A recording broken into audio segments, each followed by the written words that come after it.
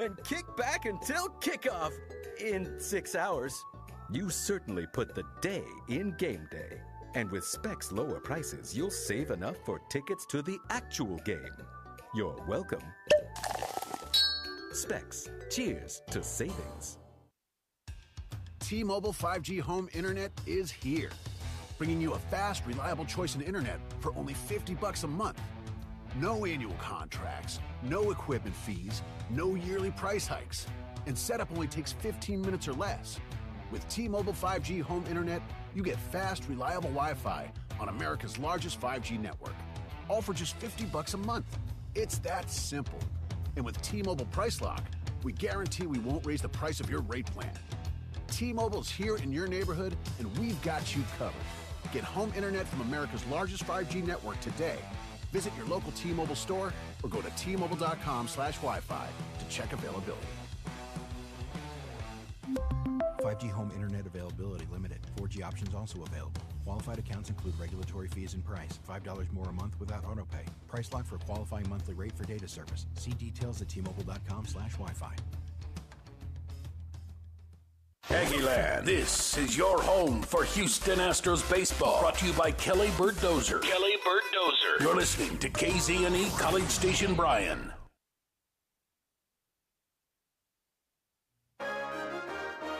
From WTAW, I'm Chelsea Reber with a news update on the zone. Bryan firefighters spent part of yesterday offering smoke detectors in a neighborhood north and west of Sue Haswell Park. That follows a house fire Wednesday night where firefighters found a dead man inside a home without smoke detectors. Assistant Fire Marshal Gerald Burnett said the confirmation came after 911 received no calls from neighbors who heard smoke detectors. I'll tell you that the neighbors did not notice a smoke detector. They noticed haze. Burnett identified the man who died in his home near 22nd and Pierce as 70-year-old James Green. Bryan police received a call yesterday afternoon on a non-emergency phone line reporting what turned out to be a hoax of a shooting at Bryan High School. School resource officers were joined by multiple patrol officers in determining that there was no threat. The Brazos County Commission's continuing stalemate over setting next year's property tax rate may delay the mailing of property tax statements. County Judge Dwayne Peters says he was told by the tax assessor collector that because the appraisal district was late in certifying values, the state tax code gives the county until October 22nd to decide the tax rate. The problem is that she can't get the tax notices out, and it just causes other problems if we have to wait that long to get this thing settled. The county judge has scheduled separate tax rate meetings for next Monday and Tuesday. When the Bryan College Station area had a week of rain before Labor Day, water consumption in Bryan dropped by more than 50%.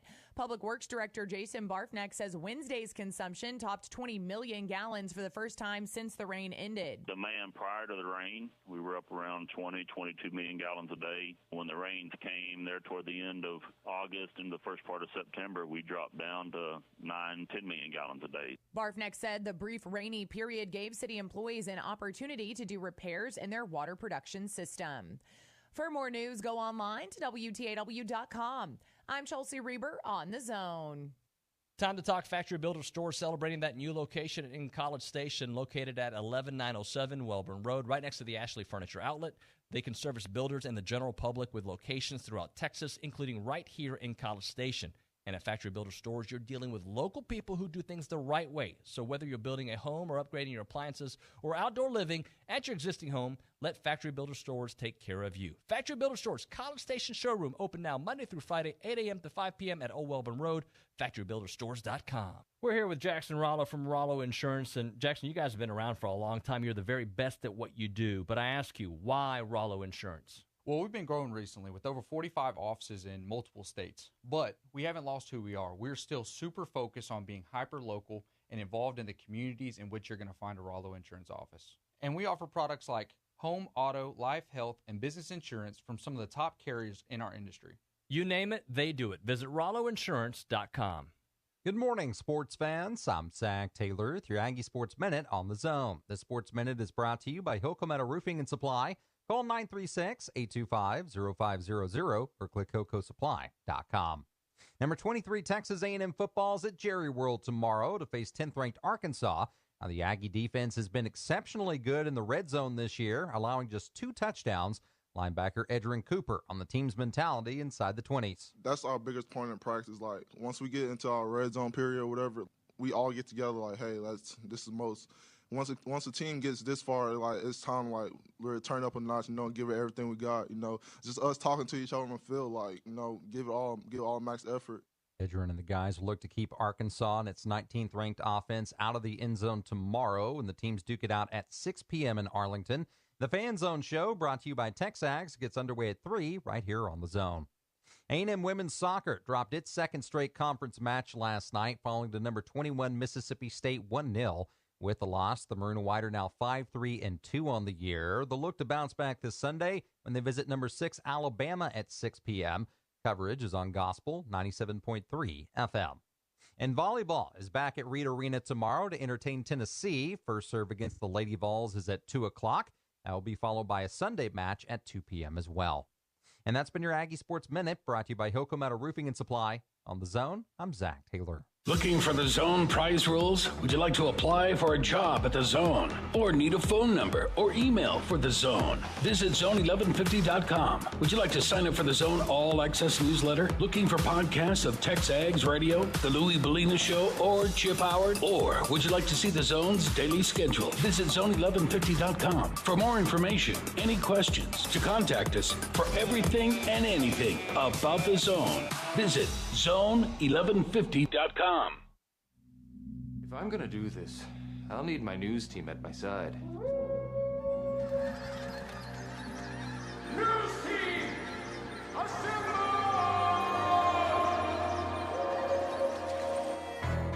Howdy, Aggieland. Welcome to the SEC. Our program will be built on 4 principles in which I talk about all the time: toughness, effort, discipline, and pride. Dang it! I'm going to have to buy that boy cream cone. Now I'm distracted on my point. What were we talking about? It's bull crap. All I care about is winning. Show me the dang baby. You do it till they do it right, and then you do it till they can't do it wrong. Go get him. Why are you dancing around? Eat him like he's a steak.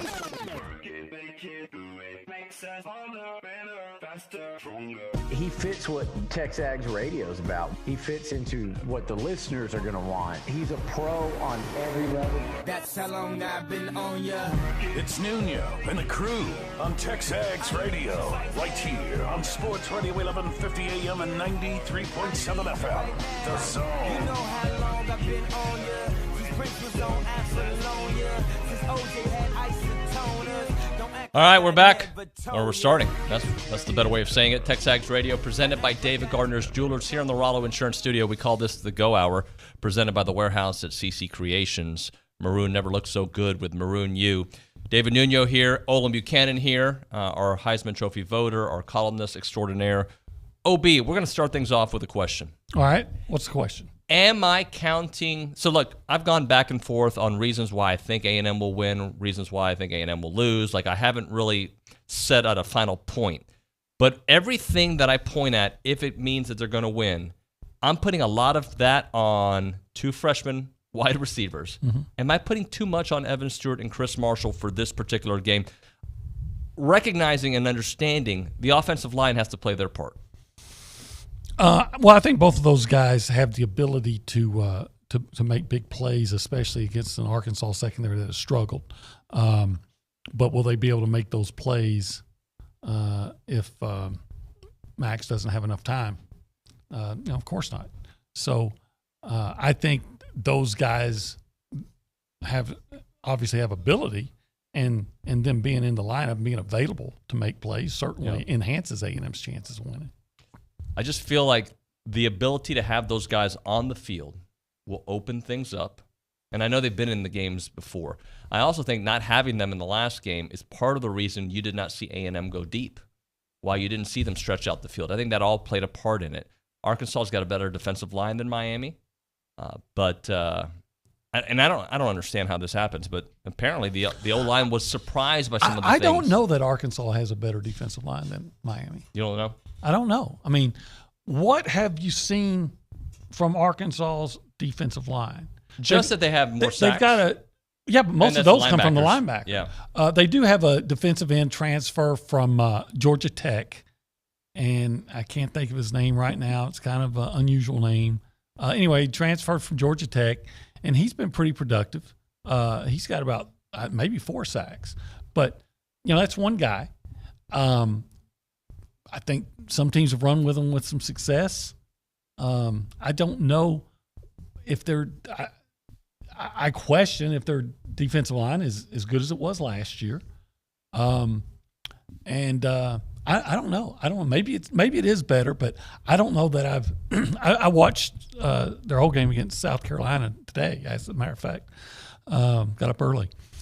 And from the defensive line perspective, okay, they're okay. Yeah. That's what it struck me. They're okay.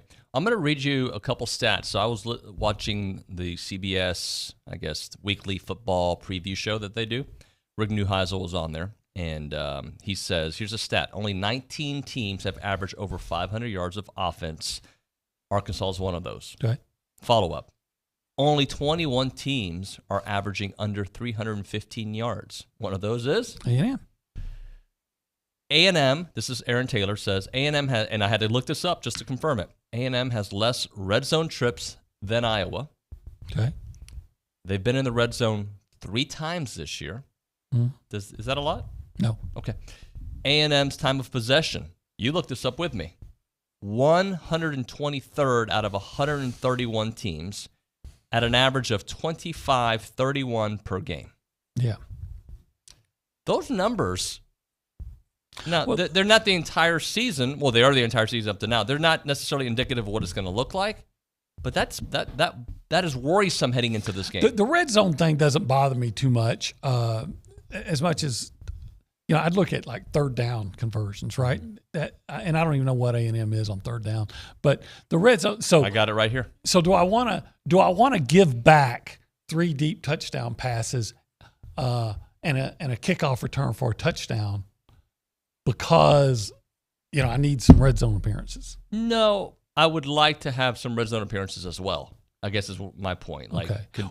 And I want more scoring. Yeah. But I don't care where the ball's at. If I run 21 yards, if A-Chain runs 21 yards for a touchdown, they got the touchdown, but they didn't get the red zone appearance. Does time of possession bug you? It does, but only because I know why A&M's time of possession isn't that great, and it's goes back to really that Appalachian State game where they couldn't get off the field. Mm-hmm. But Oklahoma has less time of possession than A&M, and it's because they're scoring fast. Yeah. So I think time of possession can be very misleading. Unfortunately, in A&M's case, it's really not. So you asked about third down conversions. I don't think this will surprise you. Maybe it will. A&M is converting more third downs than their opponents this year. 13 of 33 for 39%. Their opponents, 15 of 46, 32%. They're almost 33%. Well, I would hope that A&M increases that, starts doing better on third down.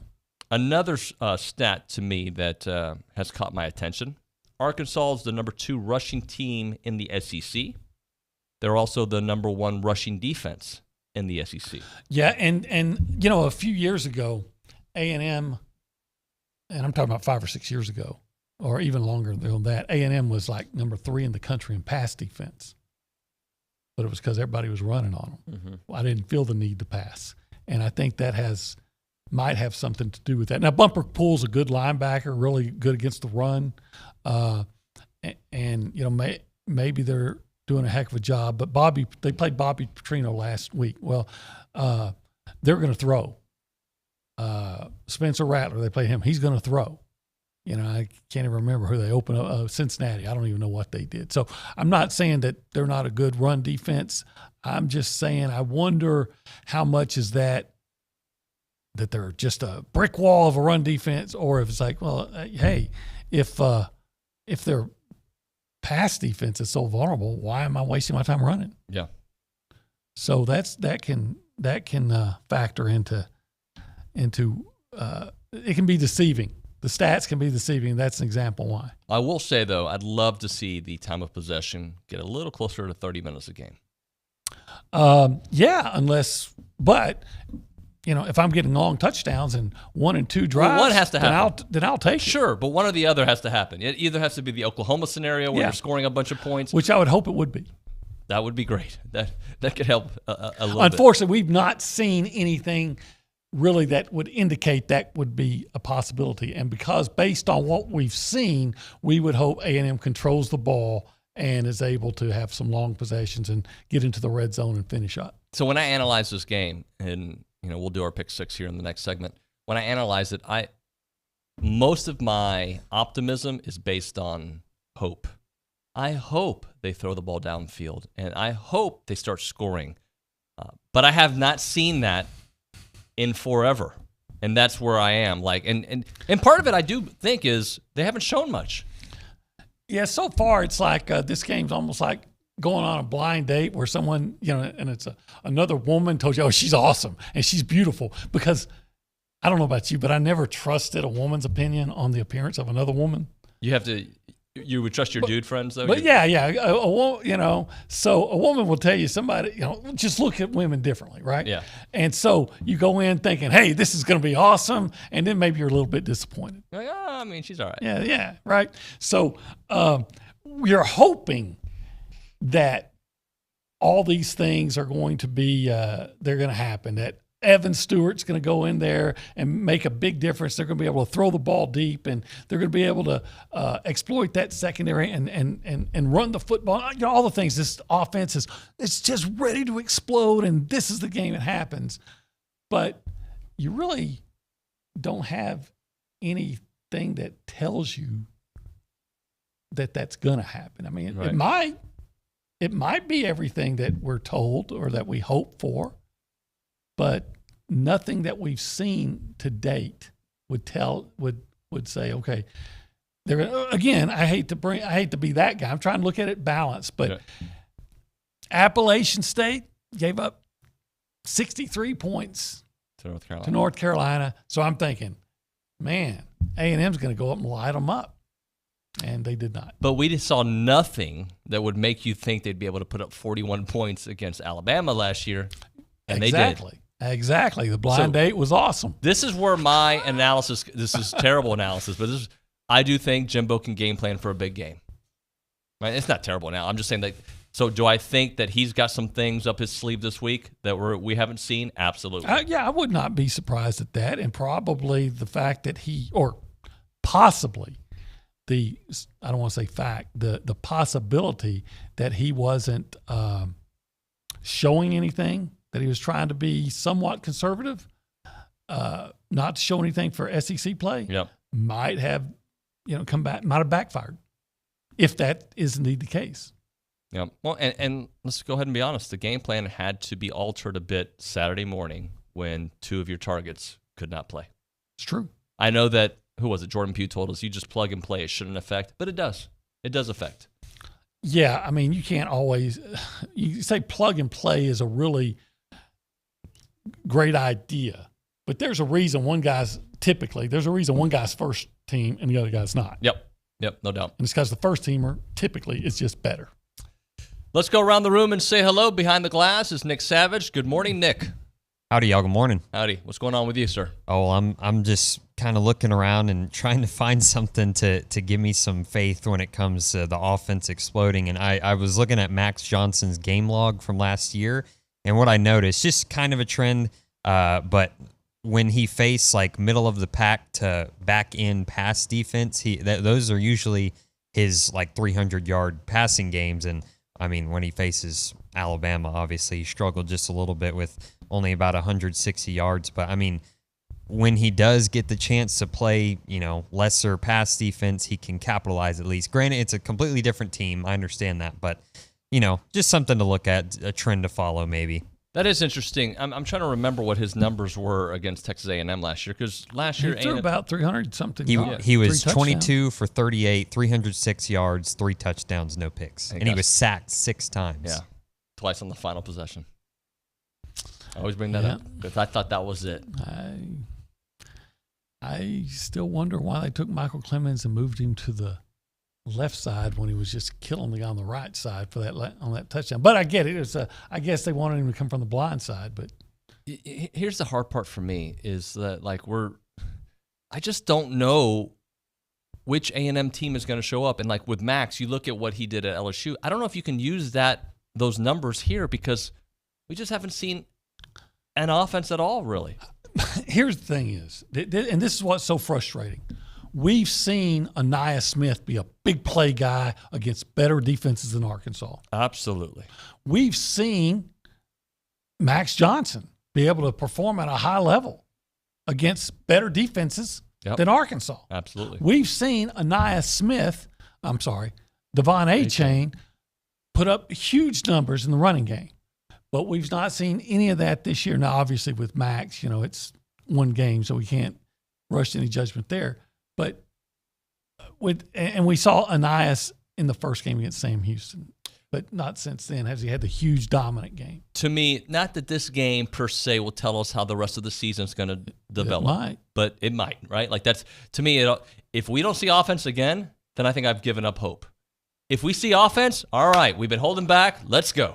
If you can't throw the ball consistently and be productive, and I'm not saying I would shoot for 300 yards passing, but I'm not going to say if it's 280, okay. If you can't do it this week, when are you going to against the absolute worst pass defense in the country? If not this week, then when? That's the question. Let's go to the News and Social Center. Caroline Turner's there. Hello, Caroline. Hello, guys. Good morning. How are you? Oh, I'm doing wonderful. It's another Aggie game day weekend, and so I couldn't be more happy. Yep, let's go. What's going on in the world of news? Okay, well, to start the weekend off, you can join the Texas A&M Yell Leaders tonight for a 10 p.m. Fighting Texas Aggie Yell practice. No tickets are required. You just show up to the Fort Worth Stockyards on the East Exchange Steps.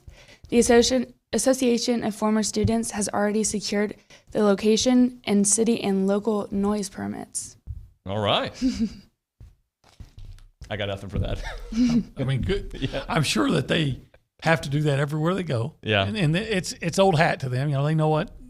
If I had to get a permit, I wouldn't know the first. I'd go to City Hall and I'd walk up and say, hey, how do I get a permit? Yeah, what do I do? They say, a permit for what? I don't know, for making noise. But, they've done this enough. It's not their first rodeo. It is not. They've done this for many, many times. What else? Remember your first rodeo, by the way? My first rodeo. I did go to the rodeo. Okay. As a child. I watched it. You mean actually participated? Yeah. Caroline, I've milked a goat. You got one on me then. I've done it on camera too. Caroline, you remember your first rodeo? I went to a lot of rodeos when I was really little, so I can't remember my first rodeo, but I do remember going to a few of them. So milking a goat is a good experience. I've never done it. You know what? That's our next TikTok video. OB milks a goat. Never milked a cow either. We can do it. Yeah. Huh. I patted a goat once. Baby goat, rubbed its head. Goat yoga. I could see OB doing that too. I could see you doing goat yoga. Is there such a thing? There really is a thing. Baby goat yoga. They're not huge. I gotta admit, I'm not proficient in all goat related activities. Good times had by all. What else do we have there, Caroline? Okay, it's an exciting day on campus today as 4,400 Aggies received their Aggie rings. Ring day. Ring day. Our receptionist, Liz, she's going to get her ring today. All right. Yeah, she was telling me that yesterday. All right. I know. I still got quite a ways to go. So I'm just waiting. I'll celebrate everybody else for now. I wish I was an Aggie. I wish I could wear that ring. I actually wrote a column about that once. Did you? Yeah. I wish I could wear it. And I always thought, well, it's okay. I will never wear the ring, but, my son will. And now he's not. Got a bunch of text messages coming in, by the way. Chase in Houston, it is a brisk 45 degrees this morning as I sip my coffee in West Virginia, and my prediction still stays the same. A&M holds Arkansas to 20 points or less, and Max hits the deep ball. Bank on it. I really hope. He was right last week. All right. Be right again. Sutton in College Station beat the hell out of the Hogs. Heck yeah. Mattered in Houston. Seems like every week the defense is surprised by something. You could be surprised if you keep them out of the end zone. I'm fine with that. Keep them out of the end zone. Yeah, listen.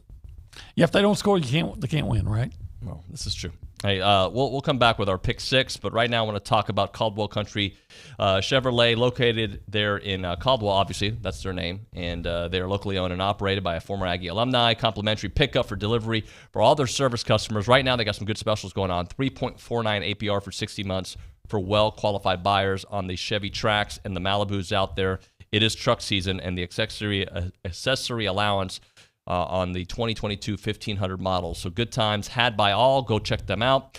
Zach Hester and the folks there at Caldwell Country are known to take care of their customers during every aspect of their buying experience. You got to go check it out. And also, they're a very proud sponsor of A&M Athletics.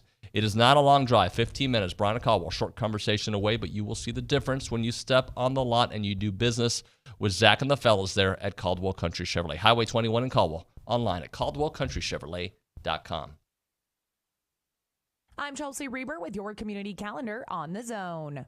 Troop Over the Hill presents a celebration of Carol Burnett revival. Performances are September 23rd, 24th, and 25th at the Main Street Playhouse in Normandy. For times and ticket reservations, go online to troopoverthehill.com.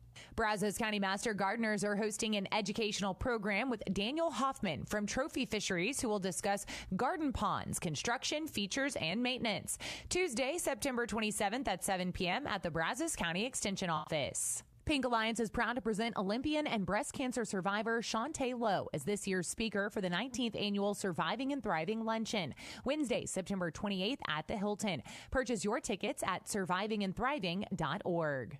Listen to the Aggies beat the hell out of the Razorbacks with the pregame at 5 and kickoff at 6 here on the Zone or online at radioaggieland.com. That's your community calendar. I'm Chelsea Reber on the Zone. I couldn't help but notice that your jaw dropped at the same time as your tailgate. Do tell. It's my first tailgate of the season, and I forgot to grab the food and drinks. Now I'm just standing in a parking lot with a hot grill and empty coolers. Pump the brakes on your tailgate hate, for Specs has thousands of ways to raise your team's spirits with a colossal selection of world-class wines, hard-to-find spirits, and ice-cold seltzers and beers. What say the parched Parker now? My parking lot faux pas was no match for Specs' plethora of low-priced perfection. Now I'll take my spot in the pregame Hall of Fame and kick back until kickoff in 6 hours. You certainly put the day in game day. And with Specs' lower prices, you'll save enough for tickets to the actual game. You're welcome. Specs. Cheers to savings.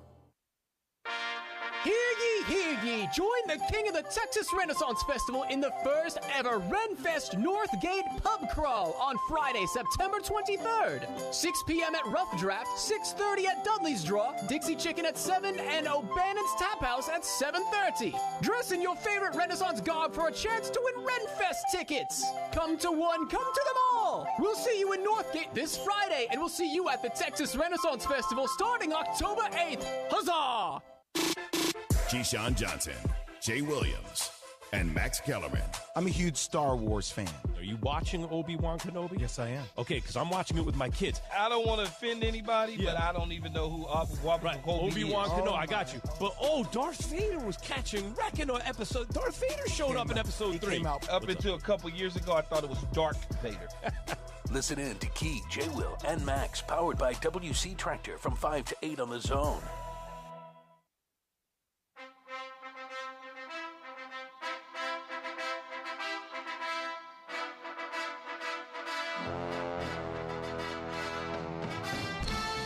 One of the best songs ever. It is what it is. The Rocky song? Rocky theme? Bill Irwin? I don't know. I think that's who made it. Pretty sure it is. It is TexAgs Radio. We are presented by David Gardner's Jewelers here in the Rollo They needed to Studio. put lyrics to that. They do. There's a rap version. I'm sure you would be all over that. Yeah. It was in Rocky V, which was the worst movie ever. Really? Yeah. By the way, we called this the Go Hour, presented by The Warehouse at CC Creations. All right. By the way, if you want to text the show, you can do that on the A&B text line, 979-693-1150. We have a bunch to get into. This segment, though, we've got to do our Pick 6 with Nick Savage. Nicholas. Hi. Mic's not working? 1 second. There we go. I hear you, buddy. There we go. Hey, sorry, y'all. Good times. Let's go ahead and get into it. First game on the slate. Number 5, Clemson going to number 21, Wake Forest. That's an 11 o'clock kick, and Clemson is a 7-point favorite. I believe Clemson's offense is still not very good, but it's getting better. I think they're ranked 70th, and last year they were way worse than that. I'm going to go with Clemson at this one. I think Wake Forest is a nice team, but that Clemson defense, and they'll get enough scores. I think they win by double digits. I'm taking Clemson. Yeah, I'm going with Clemson, and the fact of the matter is, if they do have some offensive issues or whatever, the bottom line, they're going to have a good defense, and they just have much better players than Wake Forest does. Yep. Next one. All right, y'all, next one up. Number 20, Florida, going to Neyland Stadium to visit number 11, Tennessee. Tennessee is a 10.5-point favorite in that one. So I am going to go, I believe Obi and I are going to be on opposite ends on this one. I'm going Tennessee. I am super impressed with them. I know that I really do think they're the second best team in the East. And Florida, they've got to get some quarterback play in this one. But 10.5 is a big number, but it is at home. I'm taking Tennessee. I'm giving the points there. I'm going with Florida and taking the points. First of all, I'm just looking at the history of the series. Mm-hmm. I think Florida's won 16 of the last 17. And then I look at the game against Kentucky where Florida, they were at home, but Florida didn't play well. Still kept it within 10. Mm-hmm. And I think Kentucky's probably better than Tennessee. I think where Florida really lacks is in its running game. I mean, it's running defense. Its running defense is terrible. But Tennessee really doesn't run that much. No, they pass. And I think Florida actually has a pretty decent secondary. So I think Tennessee's going to win. But I'm going to take Florida to cover. Mr. Savage? All right, this next one might be pretty fun to watch, actually. Number 22, Texas, going to Lubbock to visit Texas Tech. 2:30 kick there. Texas is a 6.5-point favorite. I want to be wrong. I really want Texas Tech to roll. I want to be wrong, but I think Texas is better, and I think Texas is going to go and win by a touchdown. Yeah, I think so too, and yet I could see this going the complete other way because there's always been a game or two where Texas just, they're overhyped and they don't show up. And playing in Lubbock, everybody, I mean, it's different. Easy, yeah. Texas Tech is typically a different team at home, especially when they play Texas or, back in the day with A&M. But that said, I have to go with the better players. And so I'll take Texas to win by a touchdown. Yep, I agree. Let's go. Number 4, Nick. Next up, Wisconsin going to the Big House. Number 3, Ohio State. Ohio State, big favorite there, 18 points. It's a huge number, but yet they're that much better than Wisconsin. I think they're going to roll by 3 touchdowns, and they're going to take this one. I agree. They're just way better. Yep. They're not Georgia level, but they're that next tier, I think, especially against the competition that they play against. I think that might be your 2 teams playing for the national championship. I think so, too. What else? All right, this one could be pretty interesting. Kansas State going to Norman to visit number 6, Oklahoma. Oklahoma is a 13-point favorite, but the reason this is interesting, Kansas State has actually won 2 of their last 3 games against OU. So Kansas State was kind of the trendy pick. Early, yeah. To win the Big 12. And maybe they were looking ahead last week, and that's why they lost to Tulane. But would you want to bet on a team that just lost to Tulane, saying, okay, they were looking ahead, and now you go to a road game? So I got to take Oklahoma. I'm going to take K-State. Okay. And that might be more desire. That might be more what I want to see happen. But I'm going to think that that's exactly what happened. They looked ahead, and going to Norman is not an easy task. I still think K-State is going to find a way. Because, Oklahoma, 13-point, that's a big number. 13's a big number. I think K-State, if they don't win it outright, they keep it close. I hope they win it outright. I'd love to be wrong on that one. But only if it means that Kansas State won.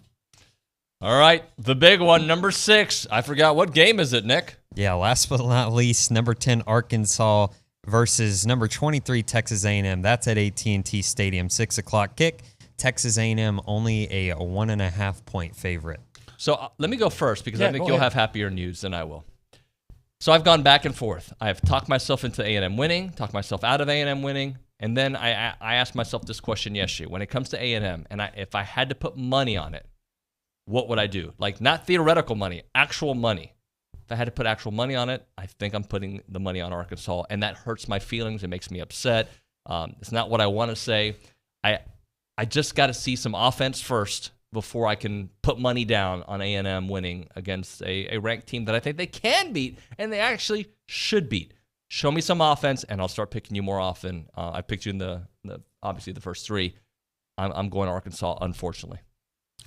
Well, Well, I don't have happier news. I actually, the fact that A&M is favored, to me is surprising. Again, I would not be surprised if A&M wins. I would not be surprised. But based on everything we've seen from A&M, I can't find anything that tells me they're going to win that football game. Yes, Arkansas has a suspect, and that might be being kind, pass defense. What have I seen from A&M that tells me that they can exploit that? Yes, Arkansas runs the ball really well. What have I seen from A&M, especially from their linebackers, that's going to tell me they're going to consistently contain that Arkansas running game? Now, I think it's going to be a close game, don't get me wrong. But if I was putting on my own money on it, I would have to take Arkansas. I want to be wrong. So do I. And look, I always want to be wrong if I ever think A&M's not going to win. This one's kind of personal because I look at and not personal in the way that it's personal with Alabama. Different personal. This is personal because this team beat you physically last year. Mm-hmm. And to me, that's all I would be thinking about as an athlete, like the ones that are still here. Right. That would eat at me at night. Just like App State. App State beat you physically. They did. And if App State can beat you physically, what are you going to do against that Arkansas offensive line that's so good? Yeah. When we come back on TexAgs Radio, 3 things we want to see, plus we got to do bank on it. We've got Garrett Chadwell coming in a little bit later on in this hour, so we'll talk about women's golf too. Billy at 9 o'clock, but right now we're talking Big Shots Golf, Aggieland. That's going to be OB's new hangout. I'm telling you, I know he liked it when he went, but you guys got to check it out. They've got the great restaurant inside, a sports bar built for every fan out there. It should become your new hangout with plenty of seating for your entire crew, tons of screens all over the place, and some truly next-level scratch-cooked item menus. So, tomorrow, if you're not making out to Jerry's World, that might be a great place to go hang out and watch some college football. If you want to play a little golf, great. If you just want to get your wings on, your eat on, that's another great place to do it. And during the week, they've got the duel and piano events, the trivia nights, the weekday happy hour, and so much more. And the bowl flavor made from scratch, straight from the Big Shots Golf Kitchen. Become a fan of their favorite menu items like the PB&J burger. The masterpiece is loaded up with 2 patties, crisp peppercorn bacon, onions caramelized to perfection, and wait for it, peanut butter with wild berry jam to give it the namesake. Visit anthem.bigshotsgolf.com to learn more. Again, that is Big Shots Golf Aggieland, Anthem Kitchen and Bar. He's gone to L.A. to interview Hugh Jackman, Brad Pitt, and Mark Wahlberg. Now he hangs out with Billy and O.B. It's David Nuño with TexAgs Radio on the Zone. Come experience The Warehouse at CC Creations, the world's greatest Aggie shopping experience. With 28,750 square feet, The Warehouse at CC Creations is the Guinness World Records title holder for the largest collegiate merchandise store in the world. We are your one-stop shop for your entire family to stock up on Aggie apparel and gifts. Shop in-store 7 days a week or online at thewarehouse@cc.com. Keep the tradition. Shop The Warehouse, located at 114 Holloman, just 1 mile south of Kyle Field. The flagship station for Aggie Athletics is The Zone. Whenever the Aggies are playing, you can hear them right here at 1150 and 93.7 FM. Thanks to our listeners and Aggie broadcast sponsors, Schulte Roofing, Gulf States Toyota, Hargrove Insurance, and Twin Peaks. Here's a big gig to all these sponsors. Listen to Aggie Athletics on The Zone 1150 and 93.7 FM. Verabank is open and we are excited to serve you in College Station. Hi, this is Erica Archer, Treasury Management Officer at Verabank, and I specialize in helping businesses run their day-to-day operations more efficiently, saving you valuable time. Our team's job is to make yours easier. So give us a call or come by and see us off of Highway 6. At Verabank, you have a team of genuine bankers on your side, and you can bank on it. Visit Verabank.com today. That's VERA Bank.com. Verabank. Member FDIC, Equal Housing Lender. Start your sports day with Keyshawn, J. Will, and Max, powered by WC Tractor. Weekday mornings from 5 to 8 on 1150 AM and 93.7 FM. Or just tell your smart speaker to play Zone 1150. WC Tractor is your local award-winning Kubota and New Holland dealer. Call them with your questions at 1-888-8-TRACTOR. That's 1-888-8-TRACTOR. Or check them out online at WCTractor.com. Rise and shine. Weekday mornings from 5 to 8 with Keyshawn, J. Will, and Max from ESPN Radio. Powered by WC Tractor. Here on The Zone. If you bleed blue, green, maroon, or purple, M&M Apparel can help you show your school pride with spirit wear for Bryan, Rudder, Consolidated, and College Station high schools. Stop into M&M Apparel's huge showroom, filled with a wide variety of t-shirts, hoodies, caps, visors, polo shirts, jackets, spirit flags, bougie beats, headbands, stadium chairs, tumblers, blankets, duffel bags, and backpacks. They can also personalize your purchase with a player's name and number. Open Monday through Friday, 9 to 6. M&M Apparel on Welsh Avenue, just north of A&M Consolidated High School. Start your Aggie football Saturday with the Zone Game Day Show, brought to you by TexAgs. Join me, Louis Bellina, and my friends like Olin, Cease, Dusty, and Bryce. It's the Zone Game Day Show, 3 hours before kickoff every Aggie football game. Game Day, all day long on the Zone, is brought to you by David's Jewelry and Coin Exchange, King Ranch, Saddle Shop, Texas, Mobile One Oil and Lube, and the George Bush Presidential Library and Museum.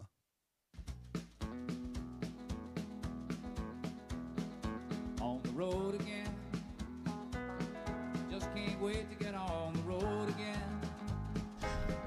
Here we go. TexAgs Radio presented by David Gardner's Jewelers.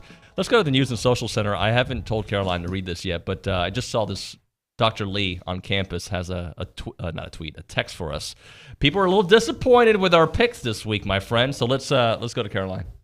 Mr. Nuño and Mr. Buchanan, sirs, you two are penalized demerits for your A&M prognostication. Yep. Dang. 3 more demerits and you are off drill team. Dr. Lee on campus. Again, I want to be so freaking wrong. Mm-hmm. I just need to see more. I want to see more. I haven't seen what I think I need to see.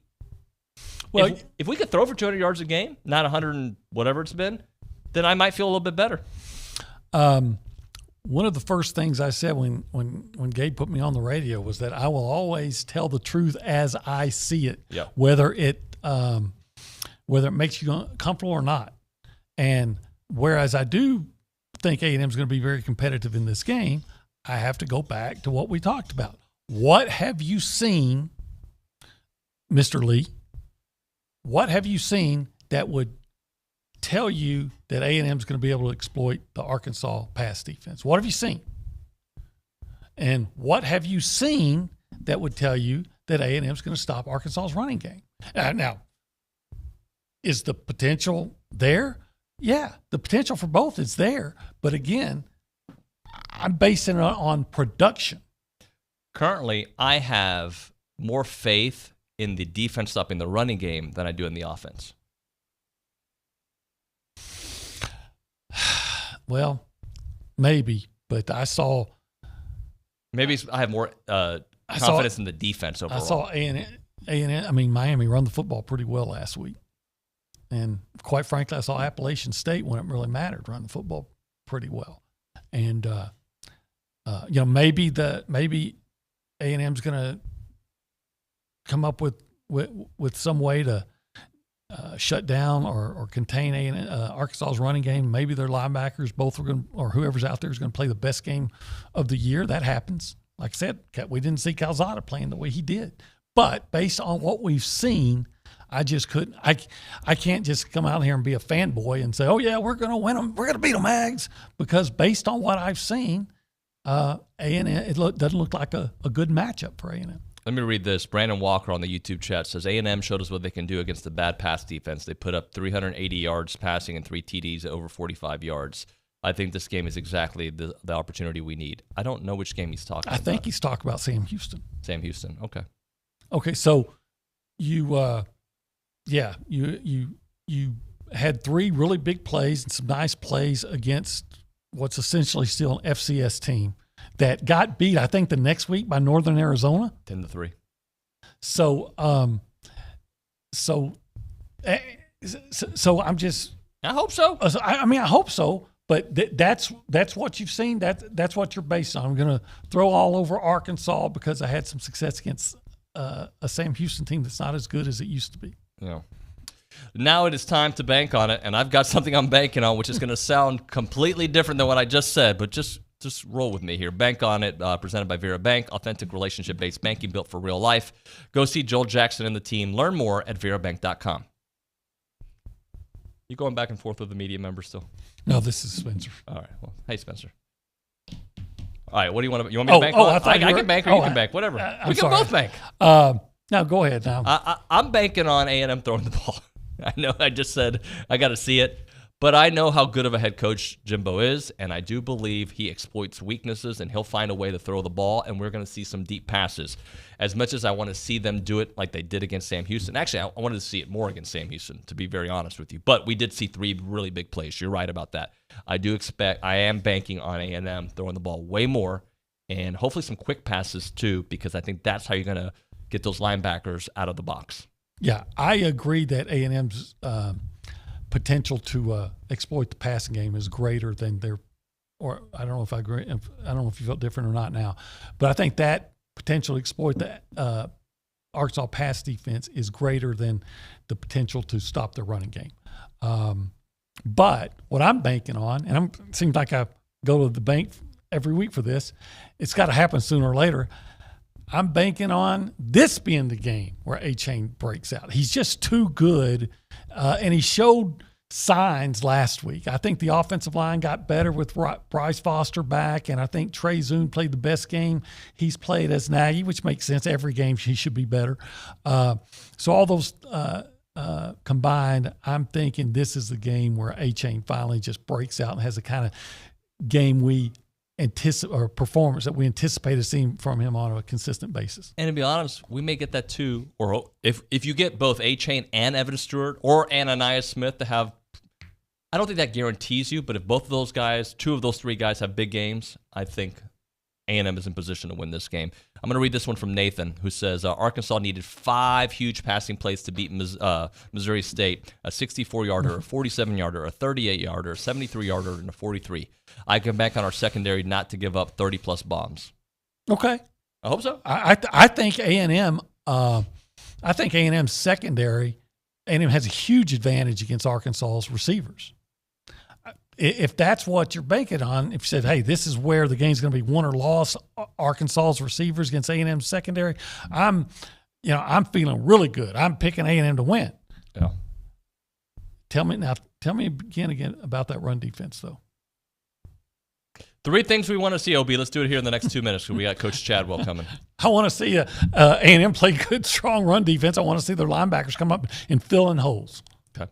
I want to see Devon A-Chain finally break out, and I want to see Max Johnson find a way to exploit the holes in that Arkansas secondary. Yep. That's what I want to see. I'll give you 3 quick ones. I want to see contained pressure, all right? Have KJ Jefferson stay corralled, all right, and make him throw. I know he can throw, but he's obviously a much better player when he is able to do what he wants to do out of the pocket, opens up his whole thing. If you keep him corralled, just contain pressure, good things will happen. I need to see the line step up. I think we've seen some progression. Obviously, Bryce Foster made a big difference. Let's hope week 2 of Bryce Foster at center and the rest of the line, and hopefully they figure out, one side of the ball quickly. I don't know if they're going to move guys around like they did last week. Hopefully the line steps up and throw the ball downfield. Please throw the ball downfield. Just open it up, as you mentioned, expose part of that secondary issue that they have there with Arkansas. All right, when we come back here on TexAgs Radio, Garrett Chadwell is here. We'll talk about the Moe Memorial. But right now we're talking Heritage Films. That is the company that makes documentary films about your family. So if you love your family, I hope you do, consider this as a gift. Think about how cool of a Christmas gift this would be if you called Chance McClain up right now during the break at 713-893-8341. Christmas break gift, right? Hey, guys, here's the documentary of our life. Ta-da! And you all see it as a family. Imagine Christmas Eve dinner. You're all sitting together. Maybe open up one present. Our family does one present with my parents and yada, yada, yada. And then you're like, all right, here's the big present for everybody else. Press play. And it's a 2-hour documentary about your dad, your grandfather, your uncle, somebody very important in your family where you get to see pictures, video of the life, a 2-hour documentary. That's what Chance does, and he does it better than anybody out there. He does family documentaries like we're talking Netflix style. Call him up at 713-893-8341, 713-893-8341, yourheritagefilm.com. Again, that's yourheritagefilm.com. I'm Chelsea Reber with your community calendar on The Zone. The Bush Library invites you to a summer film series featuring The Princess and the Frog. Friday, September 23rd, by the pond. Games and food start at 7 and the movie begins at sunset. Brazos Valley beekeepers are hosting their annual bee school on Saturday, September 24th at First Baptist Church in Bryan. The full-day school has over 50 classes with many hot bee topics. Visit bvbeaks.org for more information. The Rotary Club of College Station invites your children to go wild with Roar, Rotary, and Reading. Saturday, September 24th from 10 a.m. to noon at the Mounts Library in downtown Bryan. Hope Pregnancy Center invites you to Light Up the World, their annual benefit banquet on Thursday, September 29th from 7 to 9 p.m. at the Ice House on Main. Find a link to purchase your tickets at WTAW.com. Start your Arkansas Saturday with the Zone Game Day Show, brought to you by TexAgs at 3 p.m. with Dusty, Bryce, and Louie. That's your community calendar. I'm Chelsea Reber on The Zone. Time to talk Factory Builder Store, celebrating that new location in College Station, located at 11907 Welborn Road, right next to the Ashley Furniture Outlet. They can service builders and the general public with locations throughout Texas, including right here in College Station. And at Factory Builder Stores, you're dealing with local people who do things the right way. So whether you're building a home or upgrading your appliances or outdoor living at your existing home, let Factory Builder Stores take care of you. Factory Builder Stores, College Station Showroom, open now Monday through Friday, 8 a.m. to 5 p.m. at Old Welborn Road, factorybuilderstores.com. The golf may be miniature, but the impact is major. Join the Salvation Army of Bryan College Station for Putting the Most Good, a mini golf tournament with a mission on Thursday, October 20th at 10 a.m. at Big Shots Golf. Register your team of 2 in a friendly competition with prizes for the winning team. Funds raised will help the Salvation Army continue their important services in our community. Sponsorship opportunities available. Join us in doing the most good by putting the most good, October 20th at Big Shots Golf. Register now at salvationarmybcs.org. When your diesel truck or construction equipment needs DEF, WPI has the best price in town. Only $12.99 for 2.5 gallons. Regardless of your machine's make or model, WPI can help. From custom hydraulic hoses, O-rings to teeth, buckets and blades, any part, filter, fluid, battery, or lighting is at your local WPI. Visit Jesse James at WPI's new location in Bryan, Highway 21 east at Marina Road, or click WPI.com. There's something special happening in College Station. Because there ain't a better place to go to school and play ball. We don't like it, we're coming on, get used to it, all right? We ain't going nowhere. Bring the noise, 12th man. This is our time. Join us Saturday. The Aggies travel to Arlington, Texas to play Arkansas. Our coverage begins at 6 on your home for Aggie football, the Texas A&M Sports Network. Listen to Aggie football on 1150 AM and 93.7 FM. Online at radioaggieland.com or tell your smart speaker to play Zone 1150. The only two things in life that make it worth living is guitars that tune good and firm feeling women. Now, I don't need my name in the marquee lights. We're back. TexAgs Radio, presented by David Gardner's Jewelers here in the Rollo Insurance Studio. It is the Go Hour, presented by the Warehouse at CC Creations. Gary Chadwell in the house. The Mo Memorial, I mean, there's a lot of things I can say about it. How about coming back from 6 strokes down to beat Texas? Can I get a gig 'em, everybody? That was awesome. Welcome to the show. Thank you, man. Yeah, that was awesome. The Go Hour is perfectly fitting for that. We'll call it the Mo Hour now. The Mo Hour. That's good. You guys mowed down the competition. We did. We about ran out of time. You know, we were down, almost the whole day, and it didn't really play that good. In general, if you ask me on that final round, but Jenny and Zoe struggled a little bit. Haley was a stinking rock star, and then Blanca and Adela really picked us up, and they struggled the first day. So total team win. We talked yesterday after we actually got up and worked out at 6 a.m. the next day, but total team win. I think it's indicative to our culture. It's indicative to the things that we've been working on with sports psychology. It was just really cool to see them stay patient and close. Yeah, it's and I didn't realize this, but I guess it makes sense. Your first tournament win here. First tournament win here, a pretty special one if you ask me. And I mean, if we had to save it for that, I'm okay with that. But we joked around with the girls. It felt like we won a couple times last year, and I don't know if that's just where we had been, but just on the verge of something special. But yeah, that was a special day. Well, I want to talk about this through two layers too, because not only did you come back against the University of Texas, which never hurts. for me, it's awesome. It's the greatest day ever. But to have Haley kind of be the lead in that, Yeah. who played at the University of Texas, that is awesome. It's so awesome. The funny thing is, like, she was sick as a dog too. So it's like Michael Jordan's flu game, and I'm a big Jordan guy. Yeah, so me too. gave her a hug afterwards. I mean, she was just drenched, wet and sweat. But just to gut it out that final day. But just everything that she's been through in her journey, to see her lead us in that fashion against a place that she had went to school. I just couldn't be happier for her. It was her first and her last Mo. I was excited for the first. I'm not ready for the last, but if it had to be her last one, man, what a special way for it to be her last one. And I know that you guys know this better than anybody. That's a hard course, but the fact that you guys practice there all the time and other schools coming in, I mean, that's difficult for them. It's difficult we played okay on Tuesday, and it was just more of it was brutally hot. Some of our girls had blisters on their feet, could barely finish the 36-hole day. And before we broke on the final round morning on Wednesday morning, I said, just be patient. We know that we play the back nine better than the front.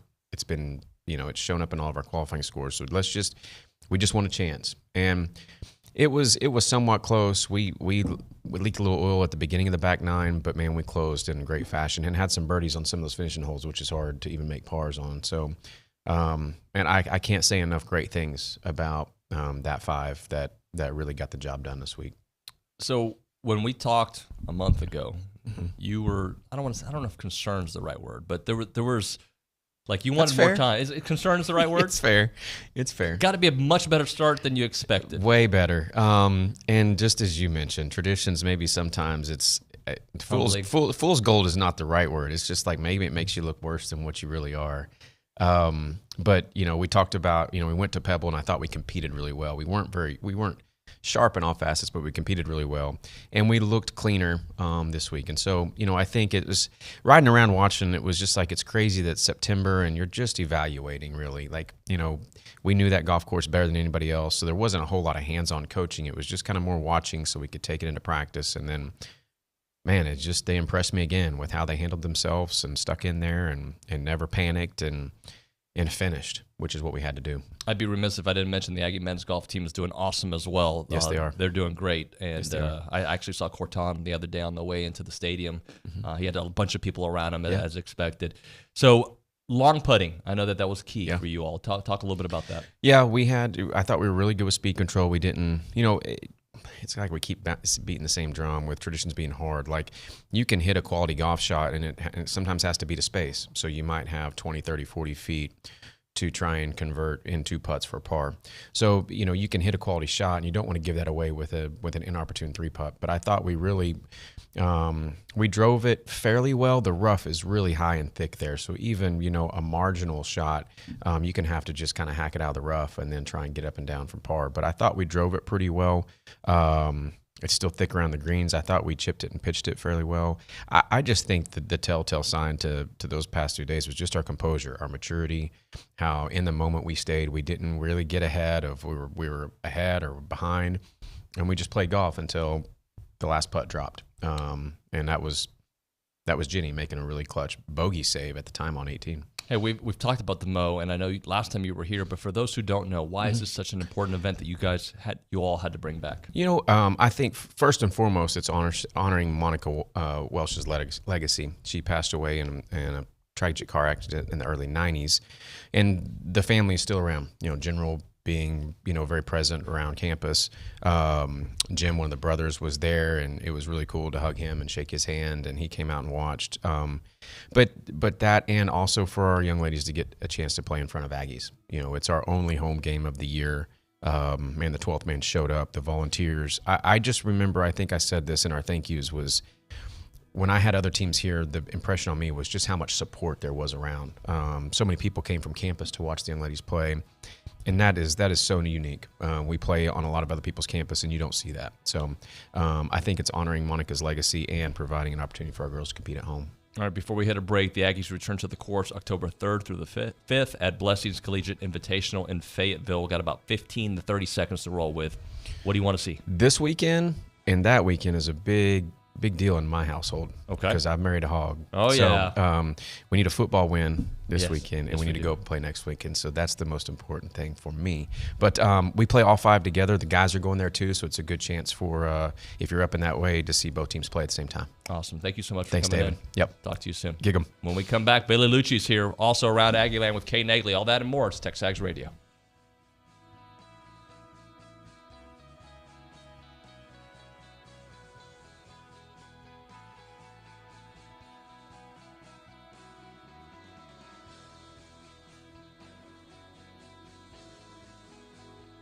Every Thursday on Sports Talk, the Clark Eisenhower Outdoor Edition, bringing you interviews from all over the U.S. and beyond, including the Snake River in Wyoming. But yeah, no, today was a phenomenal day. We put anywhere between, we didn't count, but anywhere between 70 and 80 fish in the boat today. That's in the boat. That's in the boat, yeah. We rose probably 100 fish, or at least moved them, yeah. Sports Talk without video, we can make stuff up. Thursdays from 5 to 6 on The Zone. Chronic pain gets in life's way. But now you can fight back with chronic strength using the Vim app from the Arthritis Foundation. You'll find tips and tools to help you manage your chronic pain, set achievable goals, and be a part of a community that offers support. With the Arthritis Foundation's free Vim app, you'll take back what chronic pain has taken away. Download Vim at arthritis.org/Vim. That's arthritis.org/VIM. This is Aggieland's home for Aggie football, Aggie basketball, and Aggie baseball. The Zone 1150 AM and 93.7 FM. Plus online at RadioAggieland.com. This is KZNE College Station, Bryan.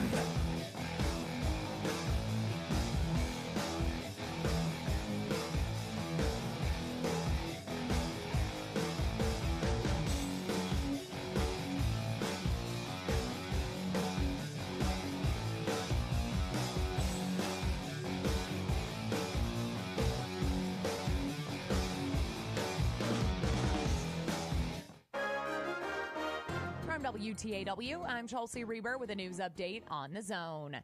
Bryan firefighters spent part of yesterday offering smoke detectors in a neighborhood north and west of Sue Haswell Park. That follows a house fire Wednesday night where firefighters found a dead man inside a home without smoke detectors. Assistant Fire Marshal Gerald Burnett said the confirmation came after 911 received no calls from neighbors who heard smoke detectors. I'll tell you that the neighbors did not notice a smoke detector. They noticed haze. Burnett identified the man who died in his home near 22nd and Pierce as 70-year-old James Green. Bryan police received a call yesterday afternoon on a non-emergency phone line reporting what turned out to be a hoax of a shooting at Bryan High School. School resource officers were joined by multiple patrol officers in determining that there was no threat. The Brazos County Commission's continuing stalemate over setting next year's property tax rate may delay the mailing of property tax statements. County Judge Dwayne Peters says he was told by the tax assessor collector that because the appraisal district was late in certifying values, the state tax code gives the county until October 22nd to decide the tax rate. The problem is that she can't get the tax notices out, and it just causes other problems if we have to wait that long to get this thing settled. The county judge has scheduled separate tax rate meetings for next Monday and Tuesday. When the Bryan College Station area had a week of rain before Labor Day, water consumption in Bryan dropped by more than 50%. Public Works Director Jason Barfneck says Wednesday's consumption topped 20 million gallons for the first time since the rain ended. Demand prior to the rain, we were up around 20, 22 million gallons a day. When the rains came there toward the end of August and the first part of September, we dropped down to 9, 10 million gallons a day. Barfneck said the brief rainy period gave city employees an opportunity to do repairs in their water production system. For more news, go online to WTAW.com. I'm Chelsea Reber on The Zone. I couldn't help but notice that your jaw dropped at the same time as your tailgate. Do tell. It's my first tailgate of the season, and I forgot to grab the food and drinks. Now I'm just standing in a parking lot with a hot grill and empty coolers. Pump the brakes on your tailgate hate, for Specs has thousands of ways to raise your team's spirits with a colossal selection of world-class wines, hard-to-find spirits, and ice-cold seltzers and beers. What say the parched Parker now? My parking lot faux pas was no match for Specs' plethora of low-priced perfection. Now I'll take my spot in the pregame Hall of Fame and kick back until kickoff in 6 hours. You certainly put the day in game day.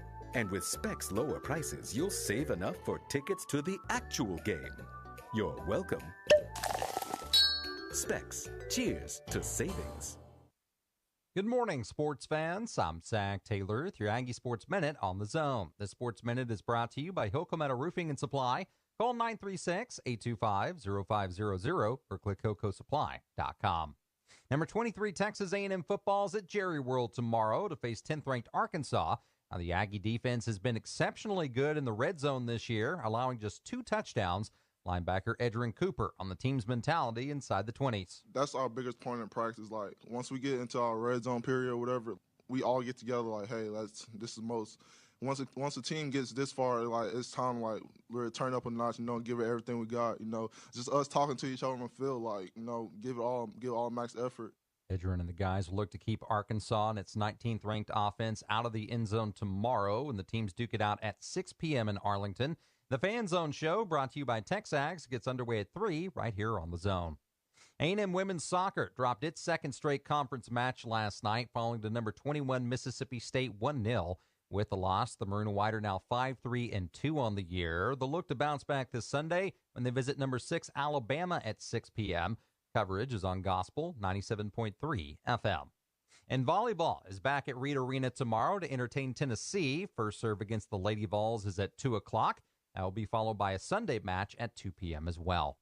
And that's been your Aggie Sports Minute, brought to you by Hilco Roofing and Supply. On the Zone, I'm Zach Taylor. Each week on the Louis Bellina Show, presented by B&B Automotive and Superior Auto Service, 2 remarkable businesses, 1 great family, we have you hooked up for all things college football. Monday, Mitch Light of The Athletic. Tuesday, Cedric Golden of the Austin American-Statesman and Olin Buchanan of TexAgs. Thursday, Braden Gall, 440 Sports, ESPN Radio. Every Friday, Bryce Jones. Check in with the Louis Bellina Show, weekdays, 11 to 2.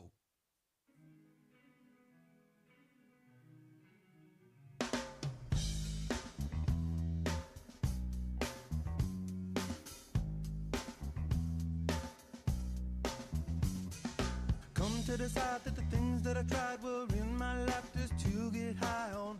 When I sit alone. And we're back. We call it TexAgs Radio. We are presented by David Gardner's Jewelers. We are here in the Rollo Insurance Studio the day before the Arkansas game. Who's going out to Jerry's World? Want to hear from you. Text us on the A&B text line, 979-693-1150, 979-693-1150. That is A&B, a College Station branch of the Amarillo National Bank. Good Texas banking, the website, amb.com. So as we normally do here to start off the 9 o'clock hour, we do Around Aggieland, presented by Norman G. State Bank. Norman G. State Bank, rock solid banking, the website, normangstatebank.com. Kay Nagley is with us. Hello, Kay. Hello. How are you? Excuse my voice if it cracks or if it's gone. I've just been so excited about football this weekend that I lost my voice. So You do say you're excited often about football, so I believe you. I'm just an energetic person. How could you not be? It'd be better if we were 3-0 right now. Did you hear my pick 6? I did not. I'm not picking the Aggies to win. I hope I'm wrong. Really? I hope I'm wrong. If money wasn't on the line, by the way, money isn't on the line, but if I'm trying to treat it as money, yeah, I would pick the Aggies because of my heart. But since money is theoretically on the line, what was your score prediction? I didn't have a score prediction. I just think they got to find a touchdown, by field goal. Like, is it gonna be close or is it gonna be? I don't know. You have no idea. This game has me so confused. I just need to see some offense. If I see some offense, and I've been saying that for weeks now, if I see some offense, I'm back all in. Show me some offense, and I think this is the weekend that we might see it. I just got to see it. Arkansas' secondary is not very good, but A&M hasn't been able to pass very well as well. So I think you're next week Nuño now. You're next year Nuño, next week Nuño. And pretty soon it'll be tomorrow Nuño? Yeah. All right, so number 20, Texas A&M will head to the DFW area and AT&T Stadium for the annual Southwest Classic at the Aggies face number 10 Arkansas on Saturday night at 6 p.m. for the SEC opener for both teams. Aggie soccer, the Texas A&M Aggies dropped Thursday night's match 1-0 against number 21 Mississippi State Bulldogs at Ellis Field. Despite Texas A&M outshooting Mississippi State 8-4 in the second period, the Aggies came up short. The Aggies will now hit the road for Sunday's match against number 6 Alabama, and that is a 6 p.m. kickoff. Lastly, Aggie volleyball outlasted Ole Miss in their stadium on Wednesday night, taking down the Rebels in 5 sets. Leading the way with her 9th double-digit kill performance of the season was Caroline Youth, that's a Notre Dame transfer, who finished with a career-high 24 kills, and the Aggies will return to Reed Arena to host Tennessee for a pair of matches this weekend. Excellent stuff, Kay. Thank you very much. Is that it? By the way, you stopped like you were done. That is all. All right, just making sure. It was like a little awkward silence between us, so I want to make sure. So Billy will be here in studio in a couple of seconds. I'm going to read a couple of these messages that have shown up on the YouTube page, on the A&B text line, and also TexAgs chat.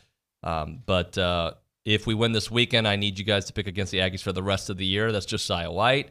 Nathan says he hasn't missed a Southwest Classic game in Dallas in 9 years. Daniel says, show me the baby. And Glenn says fried pork ribs for the tailgate. And there's another one.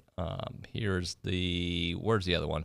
Another big stat is KJ averages a fumble per game, 2 against Cincy and 1 last week. WD sends in, you've seen A&M hold 2 teams out of the end zone, and that is a huge, huge key this weekend. If they can do that, well, obviously, if they hold Arkansas to just a bunch of field goals, you feel very good about it. A 979 number on the A&B text line. Regardless how we played till now, what message does it tell the players we don't expect to win? It's going to be another mediocre season. Then they may accept it as well. Look, if my opinion of the game on one particular game affects those players, then we're not going to win any games. I don't think they care about the opinion. By the way, when people doubt me, I do some of my best work. I'm not going to just give you an opinion to give you an opinion. Okay, we're going to go 12-0. Okay, like that's not how I operate. Look, based on the information I've seen right now, this is what I think. I'd gladly be wrong. Good. Let's be wrong. I want to be wrong. And who cares about an opinion? It's a freaking opinion. Get over it. Bob in Kentucky. I believe the difference in this game will be defensive. The D-line will reset the line of scrimmage with their push. I believe the linebackers will fill correctly this week. And the secondary, there will be no bull crap, no dumb crap. We will hit, pick, and score crap. Quit making the sound like the BAS network. Okay, I can't say that. War up, beat the hell out of the no accounts from Walmart U. Okay. And one last one. Hoyt says, I think this game will be a tone, be negative or positive the rest of the season. Win. Do you have the confidence to go out and get a 10-win season? Lose, God only knows. With that, we begin the 2-hour marathon with Billy Lucci here, our co-owner and executive editor. Good morning, sir. Good morning, Nuño. How are you today? I'm good. How are you? I'm well. I am getting a little flack for my pick 6 predictions, but that's all right. What'd you pick? Right now, I'm picking Arkansas, and I want to be wrong. Yeah, I mean, look, we're not beholden to pick A&M every week.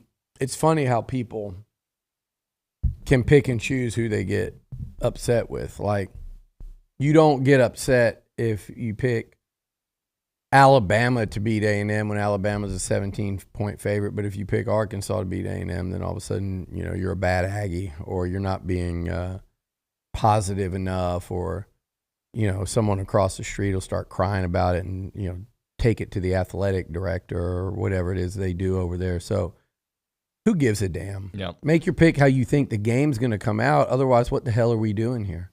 And I don't know who I'm going to pick yet. Yesterday I was on a radio station. I picked Arkansas. I did my pick in the Eagle for their panel. I picked A&M after that. So I'm like going back and forth. So I don't know. But I certainly would not blame anyone, and I still might myself.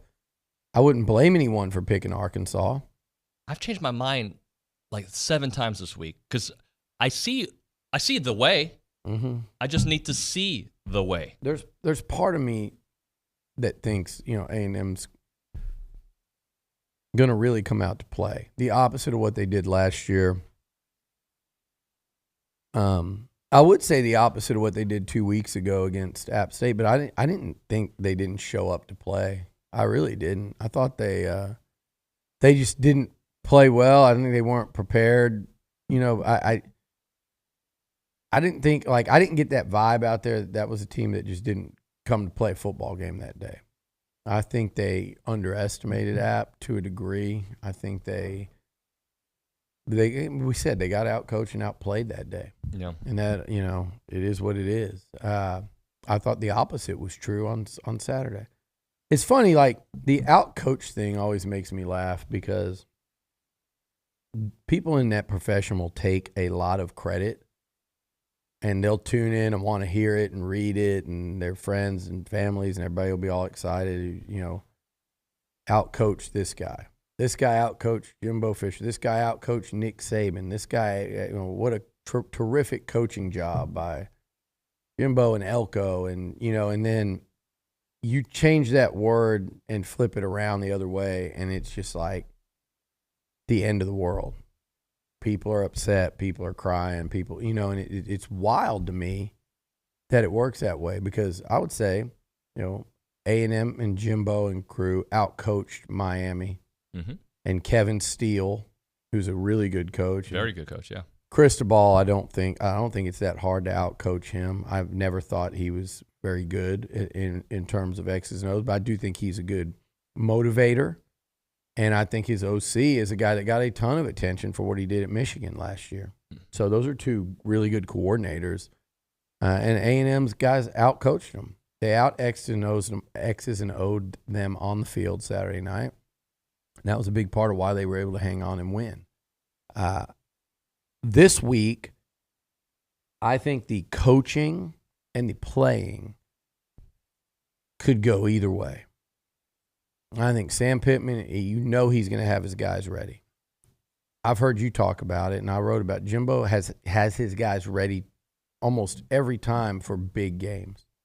Now, they've lost a bunch to highly ranked, top 3 teams. That's the majority of Jimbo's losses at A&M. Maybe more than half, roughly half, have come against like top 3 teams. You've got twice against Clemson. One of those times A&M really showed up to play. He's played Bama 4 times, 3 against Bama. At least 2 of those, if not 3, A&M showed up to play. Bama was just better. Right. Bama was just better. And then you've got Georgia, who they went down there to the final possession with in Athens that year. LSU smoked them. LSU was smoking everybody that year down the stretch with Joe Burrow and those guys. But then you look at out of that, you take the one Alabama game. A&M has shown up to play when they play these top 15 teams. They're probably Nuño. They've won. I said 6 top 15 games under Jimbo. Why are you looking at me like that? I'm just listening. Oh, okay. Absorbing the information. There's no booger or anything. I like the info. They might be 6-1 in games from like 4 to 15 or 20. Right. There might be because they lost to Auburn here when Auburn was like that same year, 2019, when Auburn was like maybe 7, maybe 8, maybe whatever they were. But from from 4 to 20, they might be 6-1. He gets them up for big games, but Sam Pittman's got that team will be up. We know that. I just think this will be different than last year in terms of A&M knows they're going in for a fight. I think it helps them that they just came off of a fight. Mm-hmm. So they knew exactly like, hey, this is what we're going to have to do to go in there and beat those guys. Now they're going to have to play better than they did against Miami, but I think they can. What I don't like are the matchups. And I'm glad you brought that up because that's what I wanted to get into. Where is it a favorable matchup and where is it not a favorable matchup? My issue is I think there are more unfavorable matchups than there are favorable. I'll start with the favorable. I love Texas A&M's receiving core with Evan Stewart, which is a huge change. And I think there was a lot, and Jimbo would never say this, I think there was a lot they wanted to do last week with a new quarterback and Evan Stewart down the field. And I'm not saying it was going to be air raid, but I think you would have seen them take some chances. I wouldn't say a couple, I think they would have taken several shots down the field to him. Maybe, on the backside of Chris Marshall on the post, which we saw almost, save the day against App State the other day. I think you would have seen at least 4 of those type shots during the game. Maybe not a lot more than that, but 4 of those shots, you connect on 2 of them, you might beat Miami. That game might have been over real early. Mm-hmm. That game might have been 17-3 at halftime and 24-3 through one drive. And I think that was a big part of the game plan. I think it will be this week. And I love Anias, Evan, Marshall, Keith. I'll say this, and I'm going to write it today too, and people can go copy it. I think you're going to see a lot more Musa Muhammad this week.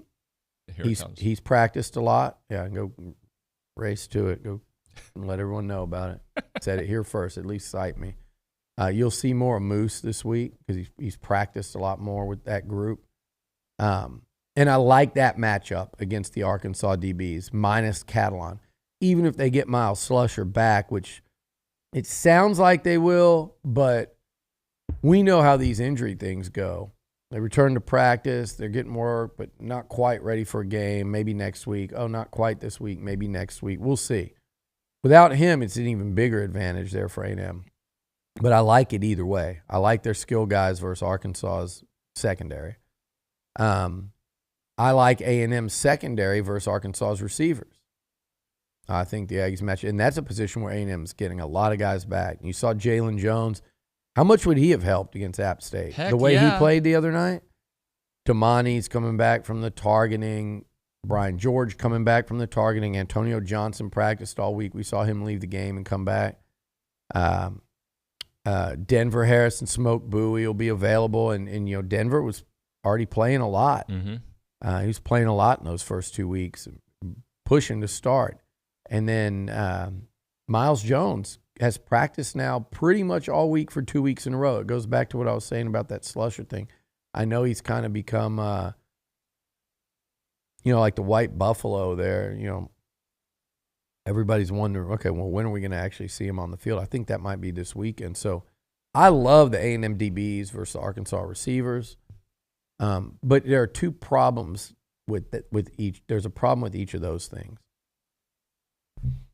It's KJ Jefferson and faking it and pulling it. And what do these, if they're sitting and living in second and short, second and medium, that play action, is that going to free up those receivers that I don't think otherwise would really get freed up? That worries me in the passing game. That's the one thing about Arkansas's passing game versus the A&M secondary that worries me. And then the thing that worries me about the Ag's other strength is, can you give Max Johnson time enough to get the ball to his receivers? So here's my concern of that whole thing. I just told you the matchups I really like. But they are, as is the case in a lot of team sports, they are contingent on what happens elsewhere. And those are, to me, disadvantages for A&M. Getting the ball to those receivers is contingent on, can A&M protect Max Johnson? Well, Arkansas leads the country in sacks. They get a lot of tackles for loss. We know about Bumper Pool. Drew Sanders is an absolute animal. I've said it before. I think he and perhaps even Zach Evans are guys that A&M really, in hindsight, you'd love to see them could have used. Zach Evans, I say that, but they just keep using one running back in A-Chain. I don't know what we've got with the other guys.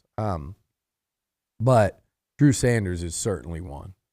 And linebacker is a weakness for A&M. We're going to talk about that in a second. But and then on the flip side of that, so we haven't seen A&M protect Max.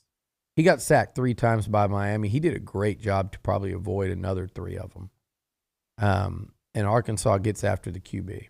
And they know they're protecting the back end that's not that good, so they know they have to get after him, and they have to get after it quickly, put you behind the chain, so then they can put an extra DB out there, because you're in 2nd and 11, 2nd and 12. On the flip side of that, I think the other problem is KJ Jefferson, that Arkansas running game. I'm talking about that's the biggest issue A&M will have in this football game, in my opinion. if KJ and they've got the Rocket, you know, we have a running back called the Rocket. That's usually good. And you've got a 230-pound back there as well. Arkansas can run the hell out of the football. They might turn out to be the best running team in the SEC when it's all said and done. They're built for it. They've got juniors and seniors across the board up front, mainly seniors. They've got a potential All-American center. And look, man, I'm telling you, McKinley Jackson barely played last week. That elbow has been a lingering problem, and it sucks because he had such a good camp and he had such a good spring, and he's their best defensive lineman. He is the best, and it's not a debate. And then you've got, you know, Tumiche missed last week. I think they're going to be down 50% of their starting D line. And you're going up against this is the last game that you want to be down 50% of your starting D line. So, like, we know Walter Nolan's going to be incredible. I think he'll be back. You got some really good young guys, but Stromberg's an All-American.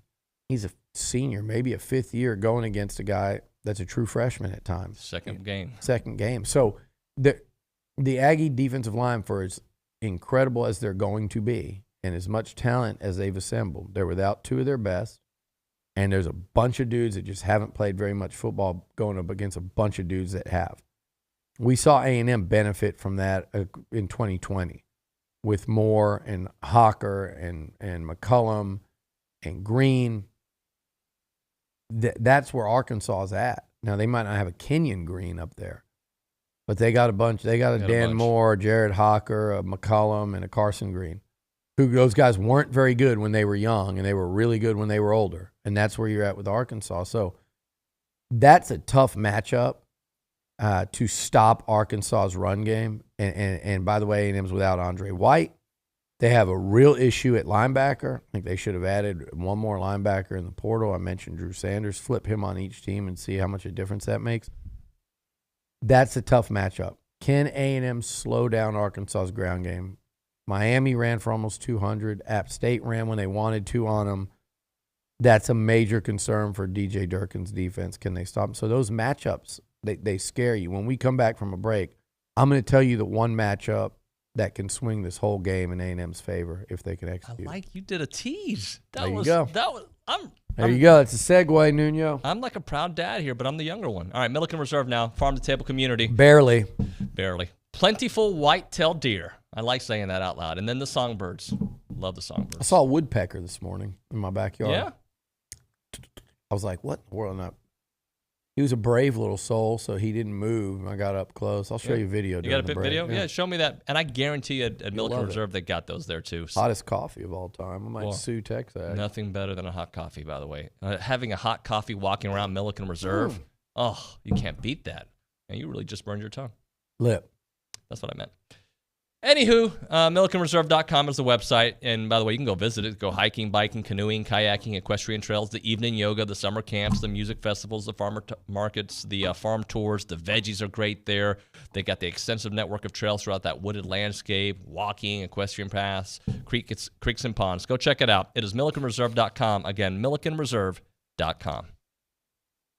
I'm Chelsea Reber with your community calendar on the Zone. Troop Over the Hill presents a celebration of Carol Burnett Revival. Performances are September 23rd, 24th, and 25th at the Main Street Playhouse in Normandy. For times and ticket reservations, go online to troopoverthehill.com. Brazos County Master Gardeners are hosting an educational program with Daniel Hoffman from Trophy Fisheries, who will discuss garden ponds, construction, features, and maintenance. Tuesday, September 27th at 7 p.m. at the Brazos County Extension Office. Pink Alliance is proud to present Olympian and breast cancer survivor Shantae Lowe as this year's speaker for the 19th annual Surviving and Thriving Luncheon, Wednesday, September 28th at the Hilton. Purchase your tickets at survivingandthriving.org. Listen to the Aggies beat the hell out of the Razorbacks with the pregame at 5 and kickoff at 6 here on the Zone or online at radioaggieland.com. That's your community calendar. I'm Chelsea Reber on the Zone. If you own construction equipment and need replacement rubber tracks, now's the time to get $200 off your next set of rubber tracks at WPI. Regardless of your machine's make or model, WPI can help. From custom hydraulic hoses, O-rings, and depth to teeth, buckets, and blades is at your local WPI. Visit Jesse James at WPI's new location in Bryan. Hurry in. $200 off rubber tracks in soon. Highway 21 East at Marino Road or click WPI.com. Does your bank know your first name? At Normandy State Bank, they do. Normandy State Bank is locally owned, controlled, and operated. This local personal touch means banking decisions are made on site the same day you request it.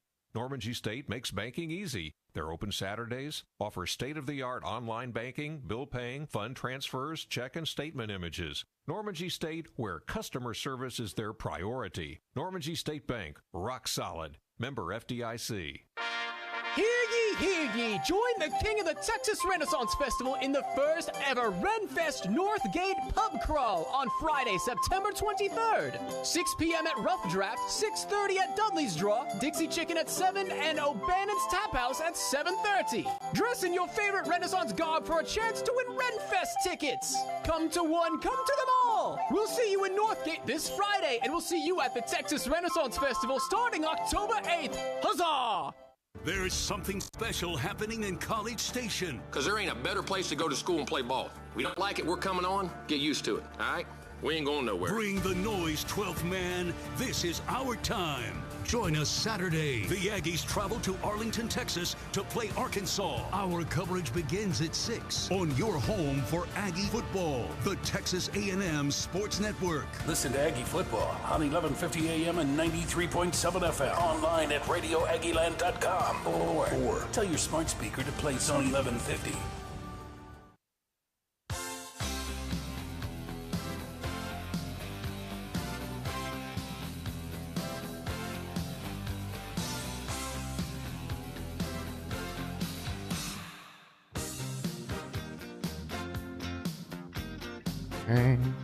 Keep going. How it rusted goes. It's actually starting now. Boom. The power of the love. That's the curious power thing. of love. Oh, the start of the song. Start of the song. It's a curious thing. Huey Lewis, how's he doing? Make a these one days? man weep, make another man sing. How many songs do you like have fake words for? Like a little white dove, more than a feeling. That's the power of love. It's one of the only Huey Lewis songs I really liked. He had one before that. Like, give me Hall and Oates over Huey Lewis any day of the week. Didn't Huey do like almost the entire soundtrack for Back to the Future? Or am I making that up? Maybe. I would have done... The Heart of Rock and Roll? That song's a jam. I never knew if he was saying is still beaten or is in Cleveland. And then he goes at the end, he was like, something about is in Cleveland. So I realized it. I never liked it. No, I didn't like that song that much. What about Hip to Be Square? Come on. No. That was a jam. No. We're coming back with Hip to Be Square. Not a fan of Hip to Be Squared. Come back with Hall and Oates. Any Hall and Oates. They got a great like little podcast thing that they do. Really? Yeah. By the way, his name is not Huey Lewis, believe it or not. Hugh Anthony Craig III. I forget who it was. One of my friends, and it might have been J.T. Higgins. Somebody met Huey Lewis, at in a situation. It was, I don't know if it was an airport, but it was whatever the setup was, a situation where they visited for a long time. So he was a really nice guy. I forget who it was. Oh, it was like a private airport, so there's nobody in there, and they were stranded. Anyway. Hey, so we've got a few minutes before we are joined by the Caroline news. Van. I wonder if the news was there. The news didn't get kicked out. Just Huey Lewis. I used to be part of the news. Hey, you had a great tease. Yeah. So here's the equalizer for A&M, and I think this is what the game swings on because so much comes out of this. Can Texas A&M run the football against Arkansas? Against Drew Sanders, against Bumper Pool, those dudes fly around. They eat up running plays. They do. That 3-4, Bryce Foster, last year, I was talking with Bryce about it outside Sunday. That was a rough one for him. He was like going up against a 5th or 6th year guy that had transferred into Arkansas from like Northern Illinois or wherever. Animal. Playing in the NFL right now. And that guy just was just a monster. He destroyed Texas. He destroyed A&M. He was eating up running games by himself. Bryce now is the experienced guy. Bryce is the grown man in the trenches. Can A&M line up against Barry Odom's 3-4 and run the football against that three-man front? I said 3-4. They changed that linebacker number quite a bit. Can they line up and run against that three-man front and those two really good linebackers? If they can't, then they're going to have a real problem taking advantage of that matchup of their receivers versus the Arkansas secondary because they'll be behind the chains. If they can, they will take pressure off of Max Johnson. You can call your play action plays that frees up those great linebackers. Is that a handoff? Oh, shoot, it's a pass. There you go against that bad secondary. It's 2nd and 4. It's 2nd and 5 or 6. It's 3rd and 2. You can go either way with it. By the way, you also have a chance to get your best player, who is still on Saturday the two best. A-Chain was the best player on the field last week. On Saturday, it should be A-Chain and probably KJ Jefferson. I think those two will be the two best players out there. You can get you the best player on the field involved and give you more and more of a chance to win. It opens up play action. It sets you up to take advantage of the receivers versus their DBs. It gives Max Johnson time to throw and lets him get into a rhythm, which he's proven in the past at LSU that if he does that, he can light you up for 300 plus. He can have a monster game. He's done it, and he's done it against SEC teams. He's done it against real opposition. And it keeps that Arkansas offense off the field. What about and empty it doesn't backfield, let them though? wear you down. I do think you need to do some of that too. Get those linebackers Absolutely. to cover Devon with number 6 as part of the empty. Yeah. Yeah. No, I do think so, and that's going to be the tug of war, in my opinion, with Jimbo. And I love the Jimbo versus Odom battle. Like, people forget that Jimbo dominated that battle 2 years ago. Odom owned it last year. Guess what? 2 years ago, Jimbo had the much more experienced veteran team. Last year, Odom had the much more veteran experienced defense. This year, I think they both are kind of middle of the road in terms of experience. Yeah. Arkansas's defense, A&M's offense. So I think the rubber match is big, and whoever wins it is going to win that game. With Jimbo, what I think is fascinating, Nuño, is he going to – it's that first down play call throughout the game. He's got to mix it up. You can't just come out and sling it around on first down and say, we'll pass early to open up the run. I think you got to stay balanced on first down. I thought they threw it too much early against Ole Miss last year and even LSU when they kept throwing it to A-Chain, but they never really established the run until late in the second half with A-Chain, and then mysteriously went back to Spiller in both of those games at the end when the game was on the line. But I think you've got to mix it, and you do. Throw it on first, and I think empty will be a big part of that, and I can't wait to see what Fisher does if he can get Anias and A-Chain in the backfield, maybe come out of the huddle with that, then motion one of them out. I'd love to see come out in two backs, motion out to 5 wide. Yeah. Like, just start screwing with them, but you have to have success early, and that'll really, I think, change the complexion of that football game if you start messing with them with formations and what you're doing and have success.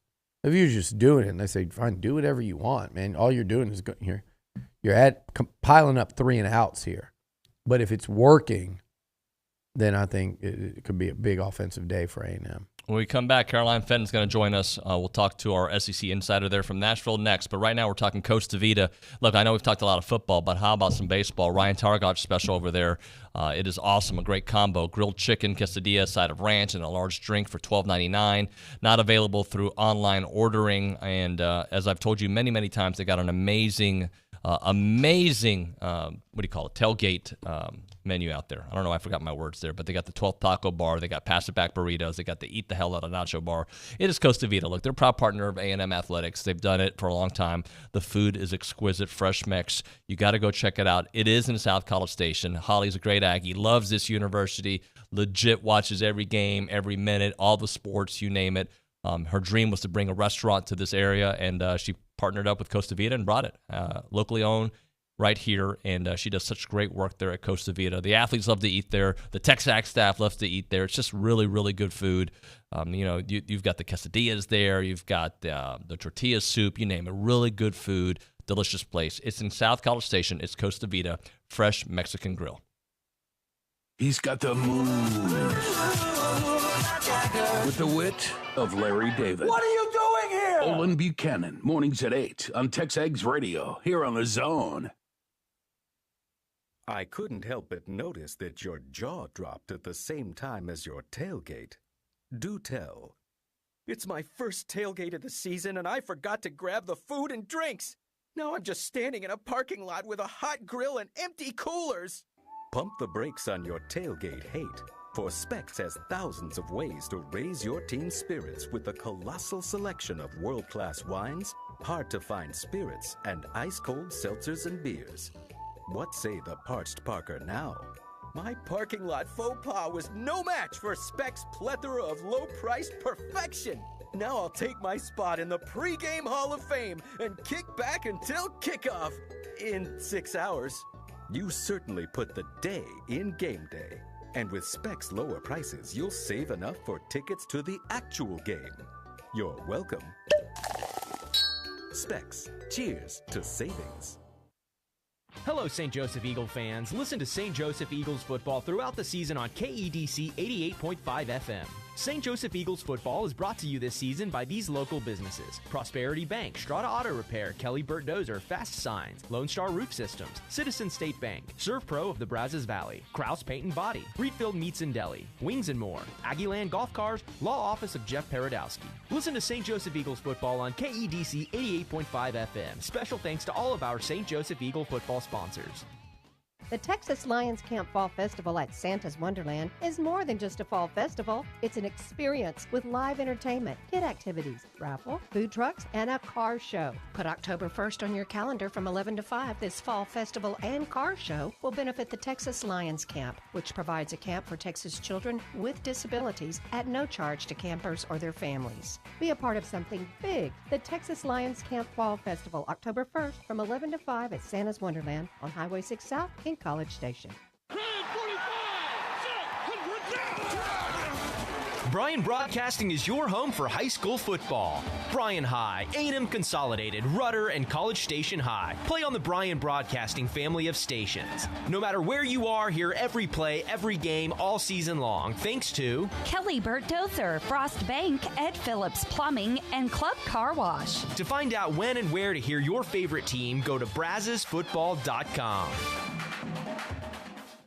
I, Louis Bellina, am inviting you to be a part of the Bellucci Hour, brought to you by Dos Equis, each and every Thursday, 1 p.m., a part of the Louis Bellina Show.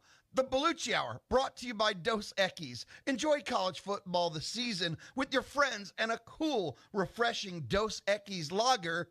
Get a dose. It's the Bellucci Hour, a part of the Louis Bellina Show, brought to you by B&B Automotive and Superior Auto Service.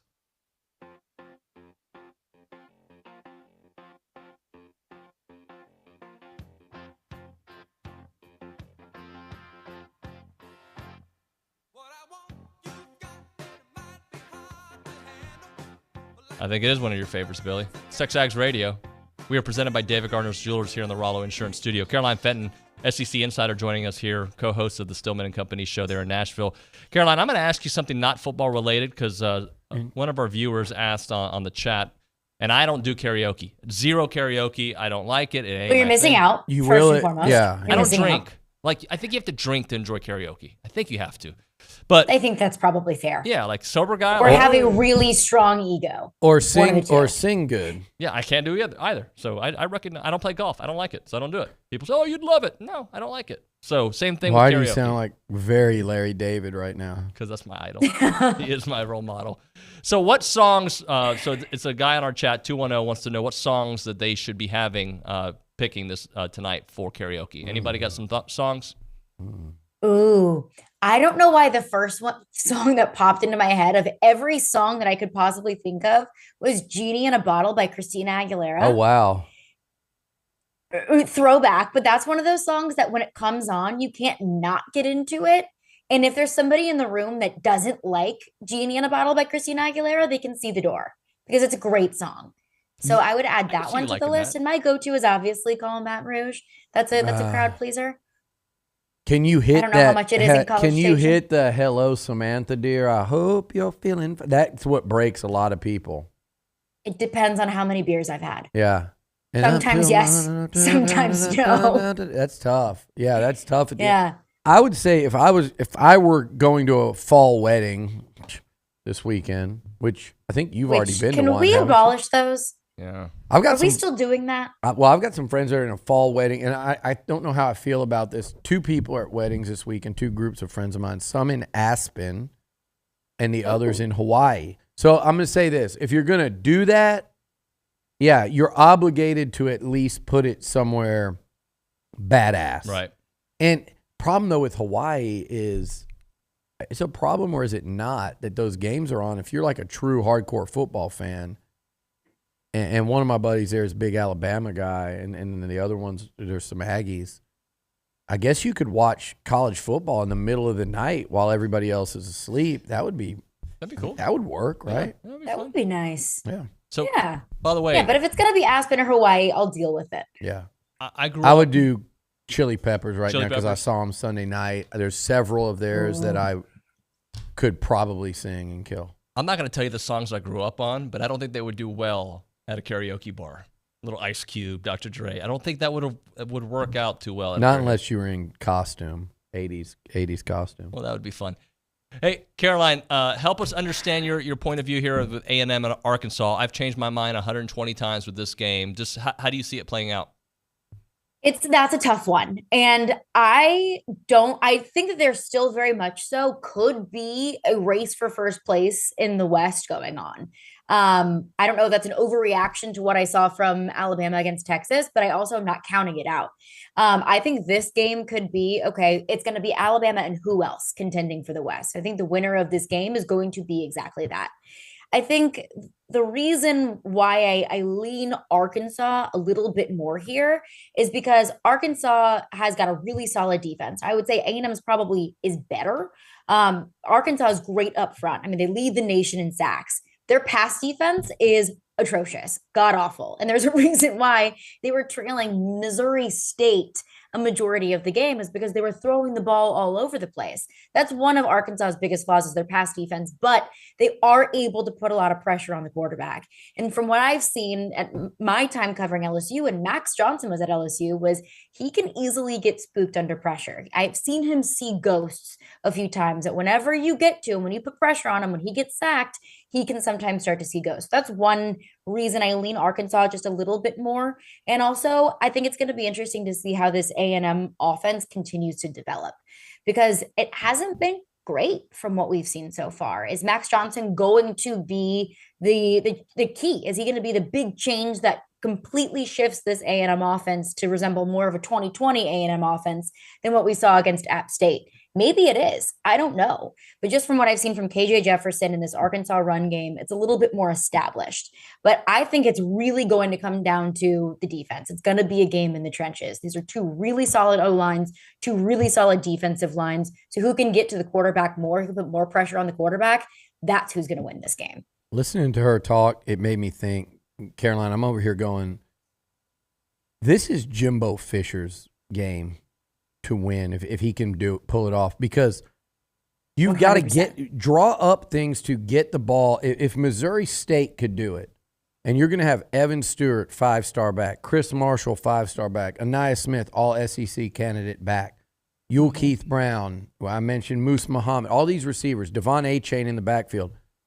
Get the ball out of Mac. How cleverly designed game plan can Jimbo craft to get the ball out of Max Johnson's hands quickly, take some of that edge off of that pass rush, take some of that bite off, and then when you do that, then you can start going down the field, then you run the football. So to me, Jimbo Fisher's game plan coming in will determine who wins this football game. This is one where you go, okay, national championship head coach, he's here for a reason. Show it. He is a better offensive mind than people than people want to give him credit. I think the problems are with the whole getting the play in early and the the slow pace. I think that's more so than the design. I've seen Jimbo Fisher come out, game plan and design the hell out of it, and he's going to have to Saturday. Caroline, moving on through the SEC. I know you're going to a game. You may end up doing karaoke at one of those bars somewhere in Knoxville this weekend. So I will Probably will. Yeah, and it'll probably be calling Baton Rouge, even though LSU's not playing, because that's what LSU people do, just like Aggies would do somewhere and just start singing the war hymn for no reason. Well, we are playing. It's just New Mexico. True. So we'll probably not talk much LSU this week, although we do have to revisit LSU Mississippi State. But you're going to be in Knoxville, Tennessee, Florida, college game day. It's going to be a blast out there, and also probably a hell of a football game. Florida with all that success against Tennessee, but Hendon Hooker and the Vols looking for a big moment there. How do you see that one playing out? I think the really interesting part of this game here is if Tennessee's able to win it, I think that shows one of the biggest shifts in Tennessee football culture, just because Tennessee's not going to fumble the bag on a really big stage. So many times over the past, let's say, decades, since Lane Kiffin and Dooley and then Butch Jones, so many times Tennessee will be hyped up so much. And it's usually the Florida game. And they'll both be undefeated going into it. So much hype going into this game. They're both ranked top 25, college game day, big time stage. And then Tennessee just fumbles under all of the pressure and all of that hype. And it almost puts a stalemate in the rest of their season. So if Tennessee's able to have this big of a stage, college game day, SEC Nation, Peyton Manning's going to be there. If they're able to pull out a win, I think to me that shows more mental strength and more of a culture shift than anything. But I mean, talking about the X's and O's and the on the field thing, I think that's going to be really interesting as well. I think Tennessee is going to be able to win this game, and it's going to be fairly easy to do it if they can stop the run. My biggest question going into the Florida-Kentucky game was, Kentucky's going to stop the run, so can Anthony Richardson win this game with the ball in his hands? Can he throw the ball and get Florida to a win? And we saw that, no, he couldn't. And he even mentioned after the South Florida game, he's like, I'm dealing with a lot of anxiety. I'm dealing with some confidence issues. And that's not going to be an easy stage to go into a packed Neyland Stadium. It's, a 3:30 kick. It's, massive stakes. It's not going to be an easy situation for him to be in. And he's going to defer to the run. So if Tennessee's able to stop it, then I think Tennessee gets a win handedly. But there just always seems to be an element there with Tennessee. And it doesn't matter who the coach is. It didn't matter if it was Dooley or Butch Jones or Lane Kiffin or Jeremy Pruitt, whoever. Tennessee's on the big stage and they usually come up short. But I think this year, I think it's going to be different. I think this team just feels different. This Tennessee team feels different. Caroline, I think we have time for one more. Does Brian Harsin make it if they lose this weekend to Missouri? Brian Harsin doesn't make it if they lose. Brian Harsin doesn't make it if they win. He just makes it one more week.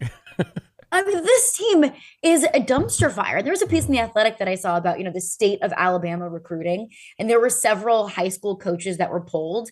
And out of 4 of them, 3 of them said, I've never met Brian Harsin. He's never been here. We don't really like him. We like the coaching staff, but we don't like him. So he's not even recruiting. That's bad. His quarterback TJ Finley's out here retweeting stats about how he's not being protected, that he's getting pressured more than any other quarterback in the SEC.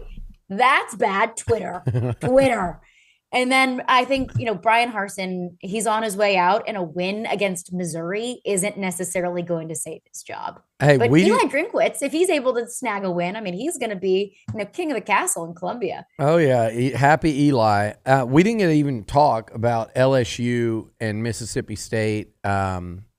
Just in 30 seconds or less, how big was that win for Brian Kelly? And just the state of mind on the Bayou, because it seems like everybody was waiting for him to lose that game at home and really turn on Brian Kelly, but instead they kicked a little ass in Death Valley Saturday. Yeah.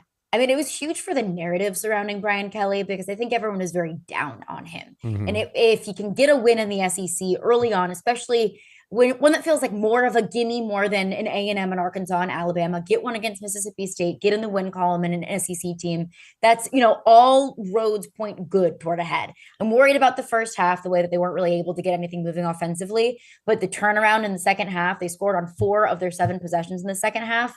It makes me encouraged moving forward. That was a huge win for Brian Kelly and the confidence of this team. All right, Caroline, big weekend this weekend. We'll be in Dallas. Nuño will not be karaokeing because he's lame. I am lame. I am. Yeah, that's true. Caroline is not lame, so come back with some stories from Knoxville.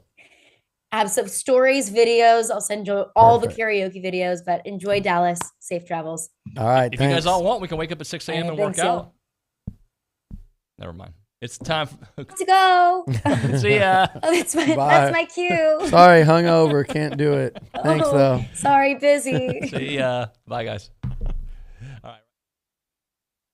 I'm hoping. It was, what I was hoping for. Right now, we're talking about the Association of Former Students. They've been around for over 140 years. They got a big tailgate going on later on tonight, not tonight. Tonight, they're doing yell practice, obviously, and then tomorrow is the tailgate. You got to jump all over that. But what they do is they give. They continue to give. They've done it for over 140 years, and that's why they've created kind of like, I don't want to say their mission statement, but their why, because everybody has a why you do things, right? And their why is basically Aggies all around the world. That's why they've created IamTheWhy.com, a website with a collection of stories out there that tells Aggie stories and perspectives and just the things that Aggies have gone through, current students, former students, you name it. Go to that website right now, IamTheWhy.com, and upload your story. Before you do it, maybe watch a couple of them and see, oh, yeah, this is cool. I want to watch these. And you'll start seeing one after another, and you'll be like, I love these stories. And you can put yours up there as well. It is IamTheWhy.com. Again, that website, IamTheWhy.com.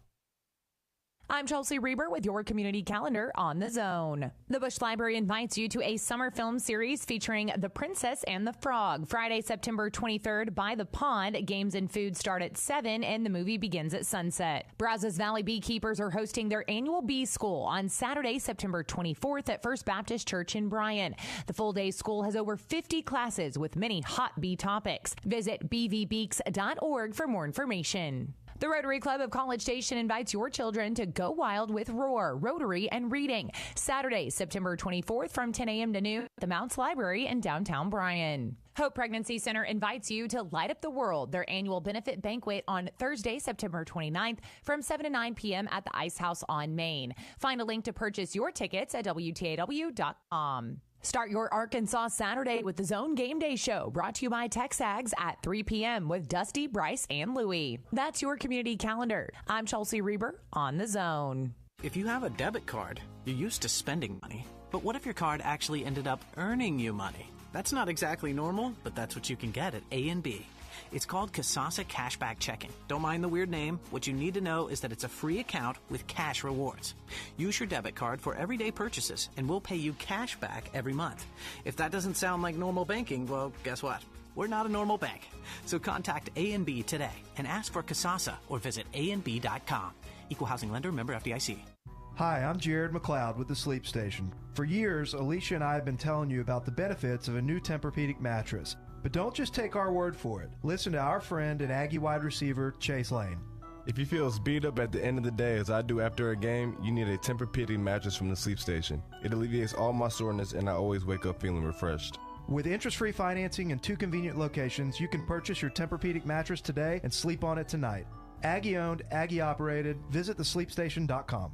The biggest names in sports are on ESPN Radio. Najee Harris, Pittsburgh Steelers running back. We don't back down for any challenges. We just stack bricks every day. Sean Merriman, former Chargers linebacker. They just have so many weapons. It just really depends who's going to beat you that week. Head coach of the Kentucky Wildcats, Mark Stoops. Yeah, I got hit by a car. They made me go to the hospital and spend a couple days, but I felt fine. I was ready to go play some ball the minute after I got hit. Jeff Allen, former Kansas City Chiefs guard. The natural progression of a veteran quarterback, and that's why I made the decision so much easier for the Chiefs to let go of Tyreek. Brandon Jacobs, former Giant running back. We can win the division. I mean, we got Philly out, which I'm not overly impressed with right now. I think the Giants is the best thing our division has to offer. He's the head coach of App State, Coach Sean Clark. We're in North Carolina. I don't care who you are. Put a pair of old golf shorts on, Luke Holmes t-shirt, and a camouflage hat. Go have a good time like the rest of them.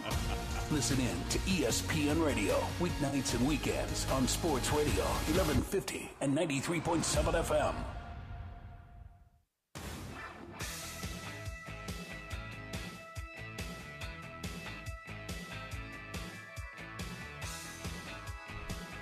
It is hip to be square. What does that mean to you, Caroline? What does it mean to be hip to be square?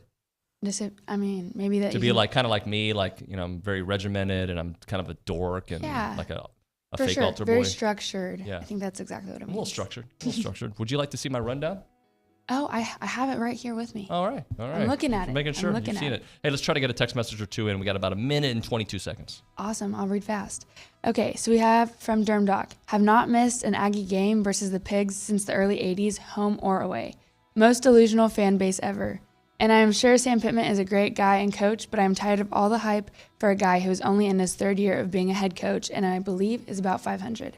Really want this one. Beat the hell out of the Hogs. Yeah, by the way, I agree with you, Derm, and that's why I went to war with SEC Mike. But, I think Pittman had a better year than Jimbo did last year. I think that's fair to say. When you win head-to-head and you win your bowl game, yeah, I think you had a better year. And I'm going to really start grading Sam Pittman next year when that offensive line is gone and KJ Jefferson's gone. Can he continue to see them climb, or are they going to fall right back down? That's when I'm going to know. I don't think we have time for another one. I'm sorry, Caroline. All right, that's going to do it for this hour. When we come back, the final countdown. You missed a segment. Steve and Seth McKinney. That's coming up next. It's TexAgs Radio.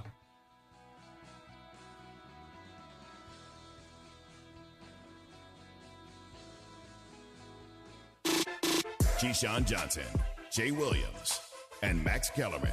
I'm a huge Star Wars fan. Are you watching Obi-Wan Kenobi? Yes, I am. Okay, because I'm watching it with my kids. I don't want to offend anybody, but I don't even know who Obi-Wan Kenobi, I got you. But, Darth Vader was catching wrecking on episode. Darth Vader showed up in episode 3. Came out up until a couple years ago, I thought it was Darth Vader. Listen in to Key, J. Will, and Max, powered by WC Tractor from 5 to 8 on the Zone. I think it's just vapor. Vaping is safer than smoking, isn't it? There's really not even that much nicotine in them, right? One vape pod has as much nicotine as one pack of cigarettes. My kid? My kid knows it's dangerous. 5.4 million American kids vape, and most think it's harmless. Get your head out of the cloud. Talk to your kid about vaping. Visit talkaboutvaping.org. That's talkaboutvaping.org. Brought to you by the American Lung Association and the Ad Council. Questions, comments, or opinions about anything and everything and all things The Zone. Send your emails to Louie@BryantBroadcasting.com. That's Louie@BryantBroadcasting.com. This is KZNE College Station, Bryan.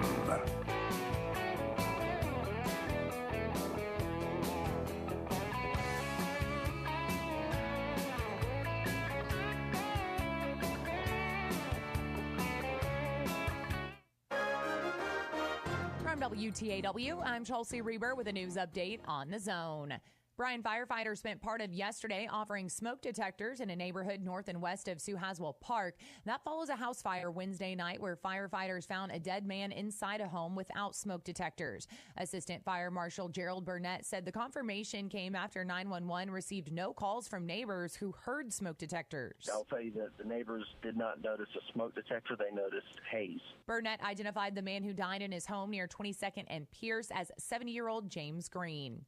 Bryan police received a call yesterday afternoon on a non-emergency phone line reporting what turned out to be a hoax of a shooting at Bryan High School. School resource officers were joined by multiple patrol officers in determining that there was no threat. The Brazos County Commission's continuing stalemate over setting next year's property tax rate may delay the mailing of property tax statements. County Judge Dwayne Peters says he was told by the tax assessor collector that because the appraisal district was late in certifying values, the state tax code gives the county until October 22nd to decide the tax rate. The problem is that she can't get the tax notices out, and it just causes other problems if we have to wait that long to get this thing settled. The county judge has scheduled separate tax rate meetings for next Monday and Tuesday.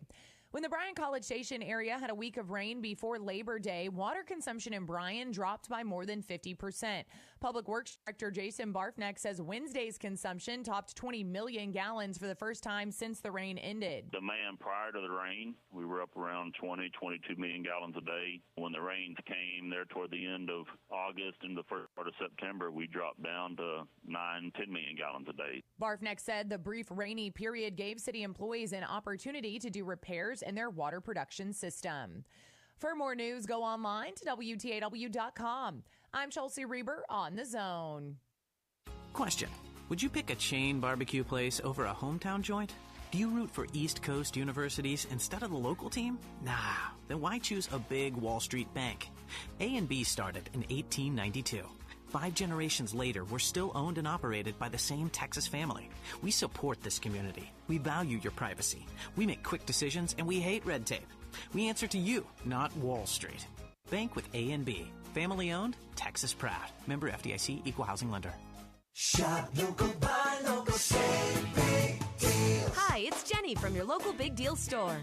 If you've never visited our website, you're missing out because we've partnered with some of the best local businesses in town. Dozens of gift certificates, all discounted, ready for you to buy today. Here are just a few of the businesses you'll find. Paisano's Italian Pizzeria, Carter's Burger, B&B Automotive, You Paint It, and El Mundo del Taco. Shop and save now at AggielandBigDeals.com. Good morning, sports fans. I'm Zach Taylor with your Aggie Sports Minute on the Zone. The Sports Minute is brought to you by Hilco Metal Roofing and Supply. Call 936-825-0500 or click HilcoSupply.com. Number 23 Texas A&M football's at Jerry World tomorrow to face 10th-ranked Arkansas. Now, the Aggie defense has been exceptionally good in the red zone this year, allowing just 2 touchdowns. Linebacker Edrin Cooper on the team's mentality inside the 20s. That's our biggest point in practice. Like, once we get into our red zone period or whatever, we all get together like, hey, this is most. Once the team gets this far, like, it's time, like, we're turn up a notch, give it everything we got, just us talking to each other on the field, like, give all max effort. Edrin and the guys will look to keep Arkansas and its 19th ranked offense out of the end zone tomorrow, and the teams duke it out at 6 p.m. in Arlington. The Fan Zone Show, brought to you by TexAgs, gets underway at 3 right here on the Zone. A&M women's soccer dropped its second straight conference match last night, falling to number 21 Mississippi State 1-0. With the loss, the Maroon and White are now 5-3-2 on the year. They'll look to bounce back this Sunday when they visit number 6 Alabama at 6 p.m. Coverage is on Gospel 97.3 FM. And volleyball is back at Reed Arena tomorrow to entertain Tennessee. First serve against the Lady Vols is at 2 o'clock. That will be followed by a Sunday match at 2 p.m. as well. And that's been your Aggie Sports Minute, brought to you by Hilco Metal Roofing and Supply. On the Zone, I'm Zach Taylor. After each and every Aggie home game, let's talk about it. Join me, Louie, and Dusty for the Zone Call-In Show. It's brought to you by TexAgs. 30 minutes after every A&M home game, we take your calls for about 2 hours. Game day all Saturday long on the Zone is brought to you by Brazos Valley Floor and Design, Gage Gandy Bail Bonds, Malik Heating and Air, T-Mobile, and Big Shots Golf, Aggieland.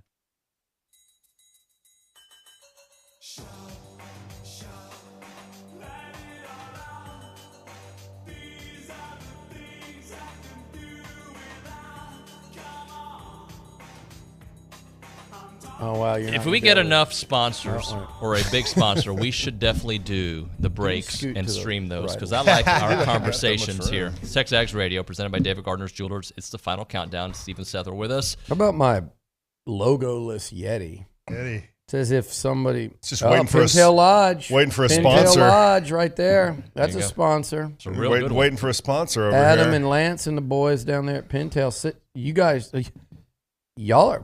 Now, that's some content. We ought to go down there. We could go gator hunting. I'm all about it. We could go... Gator hunting. You just tell me when. Eagle Lake. Oh, nice. I mean, there's... Sign me up, brother. I think there's over 1,000 gators. Oh, I mean, no. you look, 1,000 gators. No, they number more in than they that. number in the thousands. Oh, I don't know if everybody knows this, but I likes to hunt. Yeah, I like to humor myself. But it's some of the best. What is it? Some of the best duck and teal geese. hunting in the world. Oh yeah, I'm going there with Leckler, and we were like at one point in time, and we were like pintail hunting, and there was like a 1 pintail limit.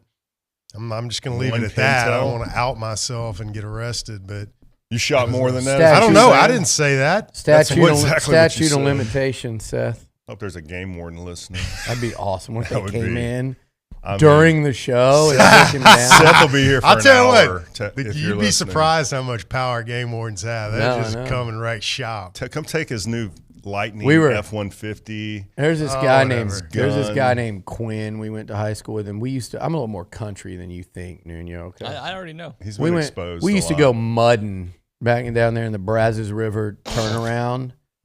And Billy Mudden. Yeah. I'd love to see it. And so we were like driving, and this buffoon buddy of ours had a spotlight in the back of his truck. So we would just be driving home from somewhere and see a bunch of deer or something, and he'd break out the spotlight.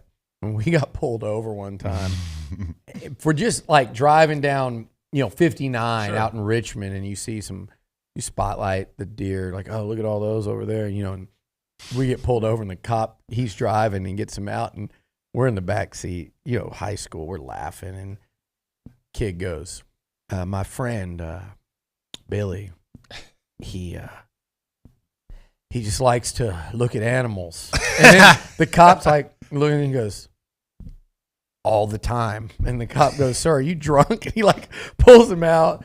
Anyway, he just completely floundered in front of the cop. Just threw me under the bus. Right. The cop was like, son, you need to get out of the car. He made him do like a sobriety test. Dude, all because we spotlighted the deer. Prolong that. Another Leckler story is that we were spotlighting hogs, and we got the same situation. There was only one Caliche Road out of this place, and we were driving, and all of a sudden, just boom, lights flash on us. And I'm panicked, so I get out. You know me, I'm panicked. He hits the woods. So I get out, and so I'm talking. It was a cop, it wasn't a game warden. He comes, and he's talking, and I'm just doing this, that, and the other. I'm talking, and I put my hands in my pockets, just not thinking. And then I hear out of the background, get your hand out of your pocket. And he racks one, dude. Oh, no. This cop racks one in a AR at me. I'm like, wait. Whoa. And I swear I've never been so scared in my life, man. Seth just melted right there. Oh, I did melt. I was like, hey, what do you want? You got best thing to do in this calm situation is put both hands in my pocket. Oh, it was a kid. I wasn't thinking. I would never do it again. I'll tell you that Nuño. much. Right. They were hog hunting. They were Texas A&M's going hog hunting. That's right. Tomorrow. Moral of the story. Killing some in hogs. Arlington. Good segue. Can we Great get segue, Seth. I'd like to start That's off with right. the line. Did you see progress there from Bryce and the rest of the guys? It was a welcome addition to see him back. He's only going to get better from there forward. I mean, dare I say he wasn't 100% healthy from going through all that he's gone through all camp with the mono and all that. But he's back, and I'm glad to see him. I thought he played well.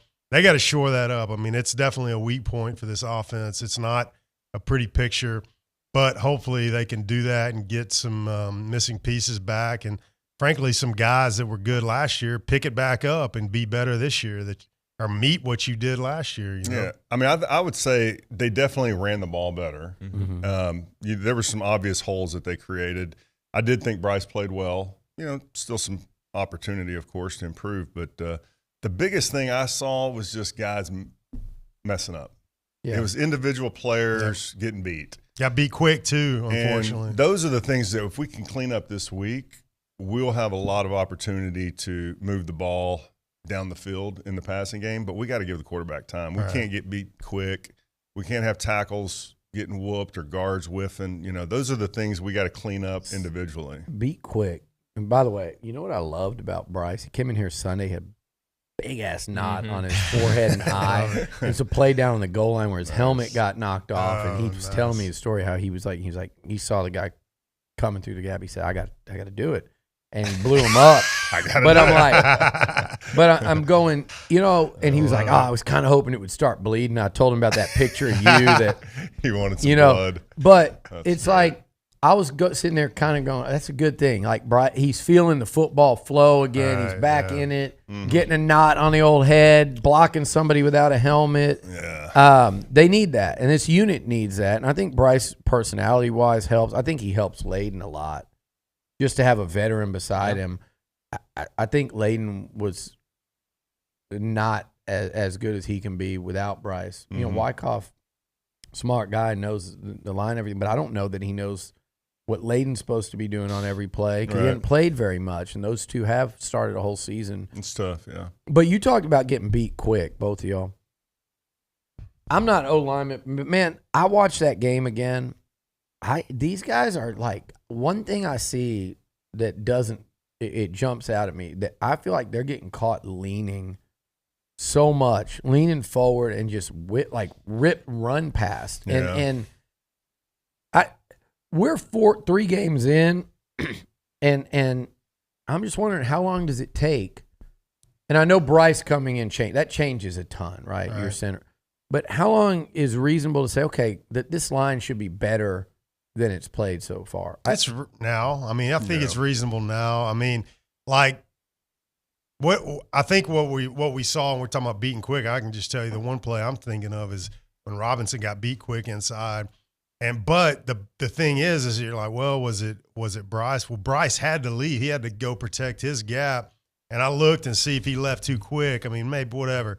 But he just Layden just got beat so quick and inside. That's like rule number 1. That's impossible to get beat inside quick. I mean, that's like and it was just immediate sack. Yeah. That's like the worst possible thing that you could have done. Path. And he did it. When you're doing that, you just got to set inside quick, and you're going to get beat going around.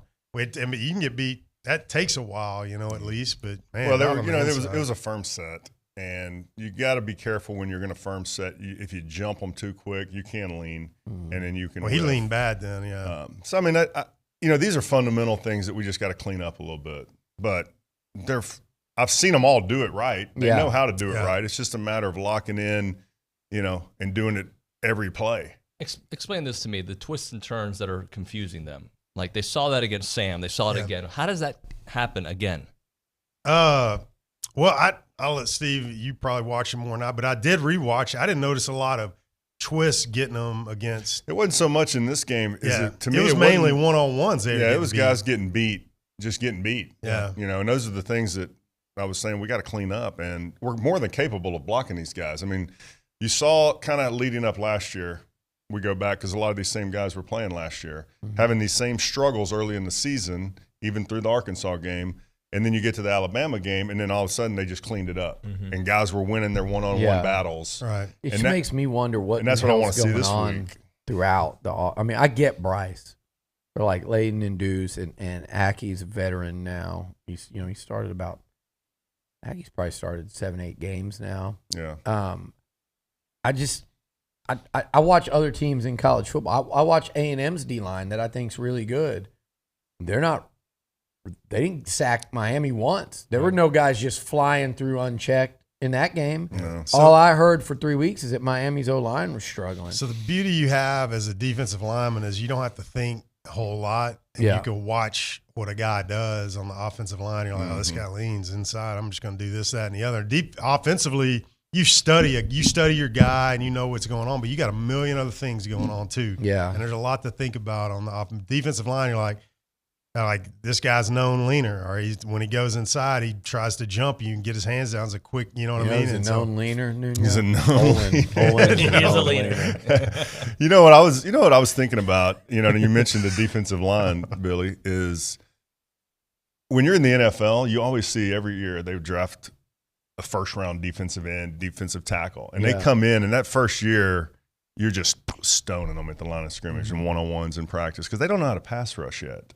They come in there and they're bull rushing. They haven't learned how to use their hands yet. And that's what I'm seeing out of these younger guys. These defensive, they're super talented. Yeah.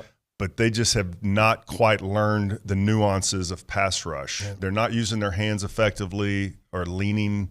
And that may develop throughout the season, but it's not there right now. And that's why you're seeing – watch them rush. Yeah, 99% of their rushes are just a straight bull rush. And if you go back, I know it created quite a stir on Twitter and whatever it was when Jordan Davis in that practice for the Eagles was bulled that guard, and they were getting after him. I was like, man, that wasn't that bad. It was just a bull rush. Is all that was. That ball quarterback, that ball's gone. Yeah. So I hope a guy comes at me like Jordan Davis was doing.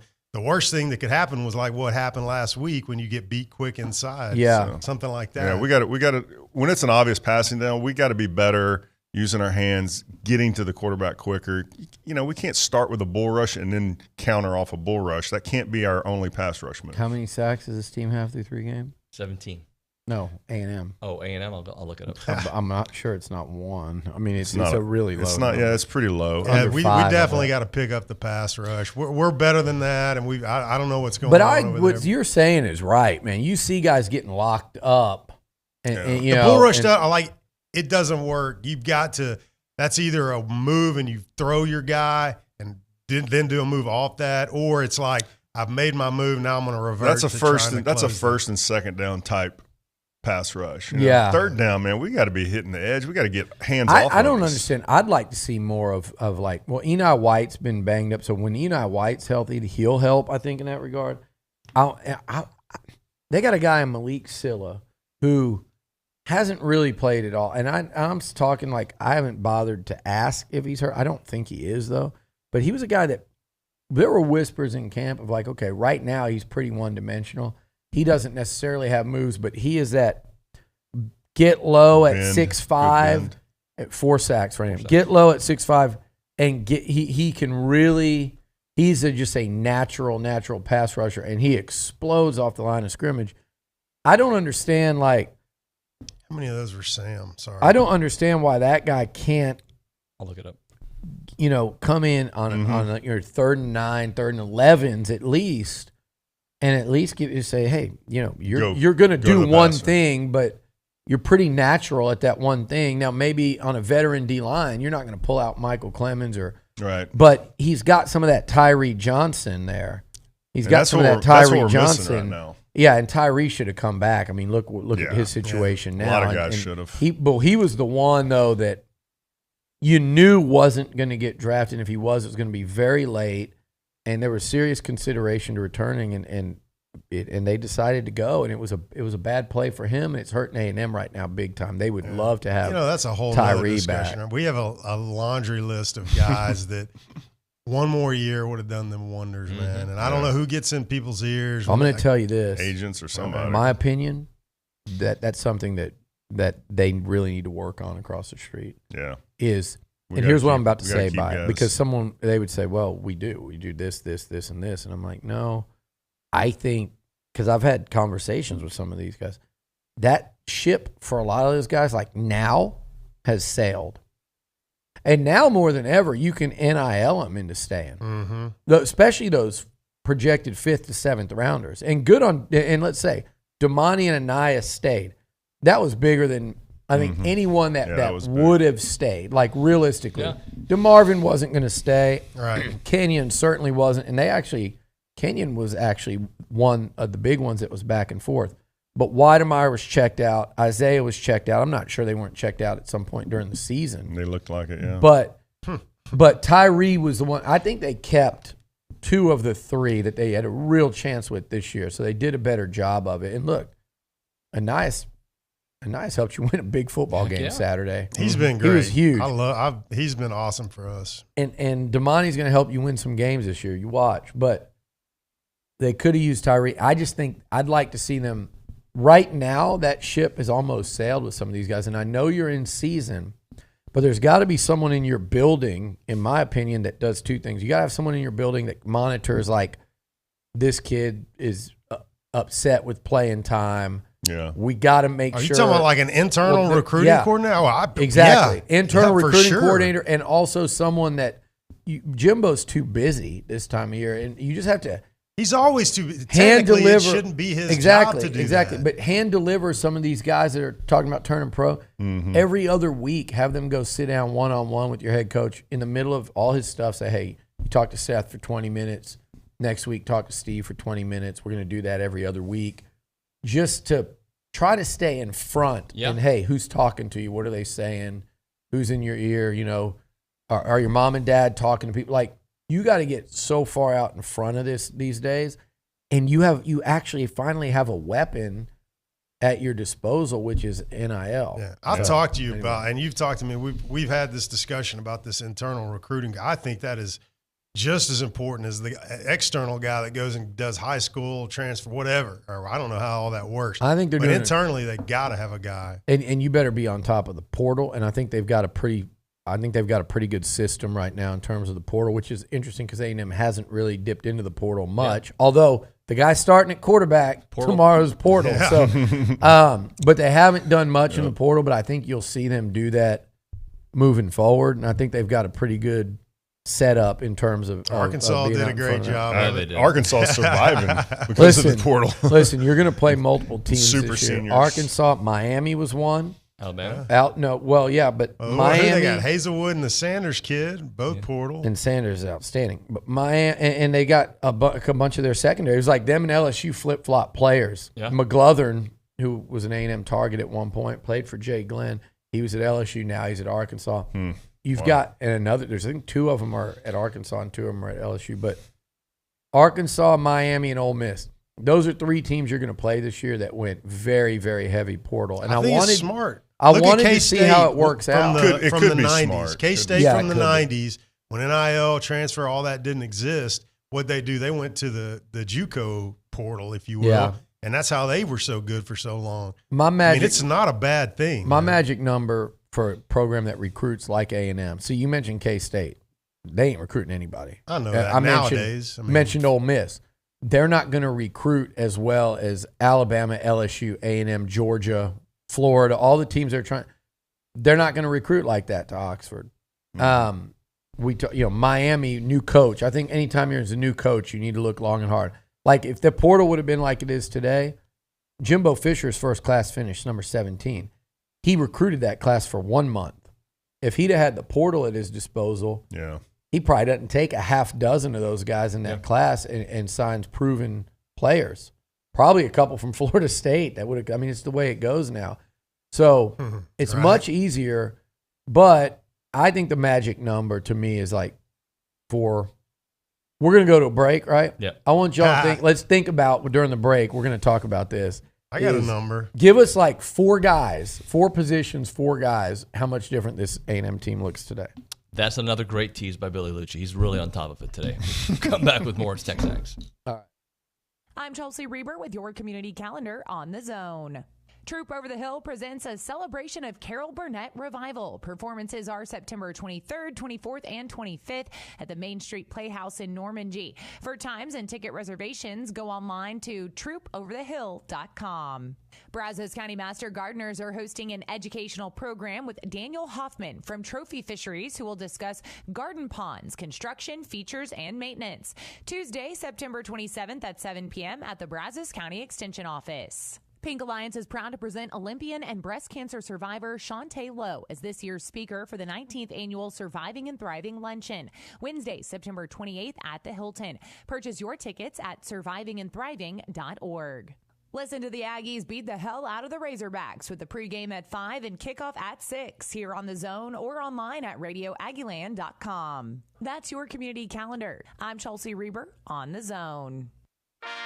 Hear ye, hear ye! Join the King of the Texas Renaissance Festival in the first ever Renfest Northgate Pub Crawl on Friday, September 23rd. 6 p.m. at Rough Draft, 6:30 at Dudley's Draw, Dixie Chicken at 7, and O'Bannon's Tap House at 7:30. Dress in your favorite Renaissance garb for a chance to win Renfest tickets. Come to one, come to them all! We'll see you in Northgate this Friday, and we'll see you at the Texas Renaissance Festival starting October 8th. Huzzah!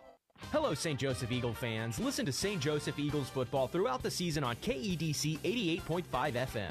St. Joseph Eagles football is brought to you this season by these local businesses: Prosperity Bank, Strata Auto Repair, Kelly Burt Dozer, Fast Signs, Lone Star Roof Systems, Citizen State Bank, Surf Pro of the Brazos Valley, Kraus Paint and Body, Wheatfield Meats and Deli, Wings and More, Aggieland Golf Cars, Law Office of Jeff Paradowski. Listen to St. Joseph Eagles football on KEDC 88.5 FM. Special thanks to all of our St. Joseph Eagle football sponsors. Time to talk Factory Builder Store, celebrating that new location in College Station, located at 11907 Welborn Road, right next to the Ashley Furniture Outlet. They can service builders and the general public with locations throughout Texas, including right here in College Station. And at Factory Builder Stores, you're dealing with local people who do things the right way. So whether you're building a home or upgrading your appliances or outdoor living at your existing home, let Factory Builder Stores take care of you. Factory Builder Stores, College Station Showroom, open now Monday through Friday, 8 a.m. to 5 p.m. at Old Welborn Road, factorybuilderstores.com. Every Thursday on Sports Talk, the Clark Eisenhower Outdoor Edition, bringing you interviews from all over the U.S. and beyond, including the Snake River in Wyoming. But yeah, no, today was a phenomenal day. We put anywhere between, we didn't count, but anywhere between 70 and 80 fish in the boat today. That's in the boat? That's in the boat, yeah. We rose probably 100 fish, or at least moved them, yeah. Sports Talk without video, we can make stuff up. Thursdays from 5 to 6 on the Zone.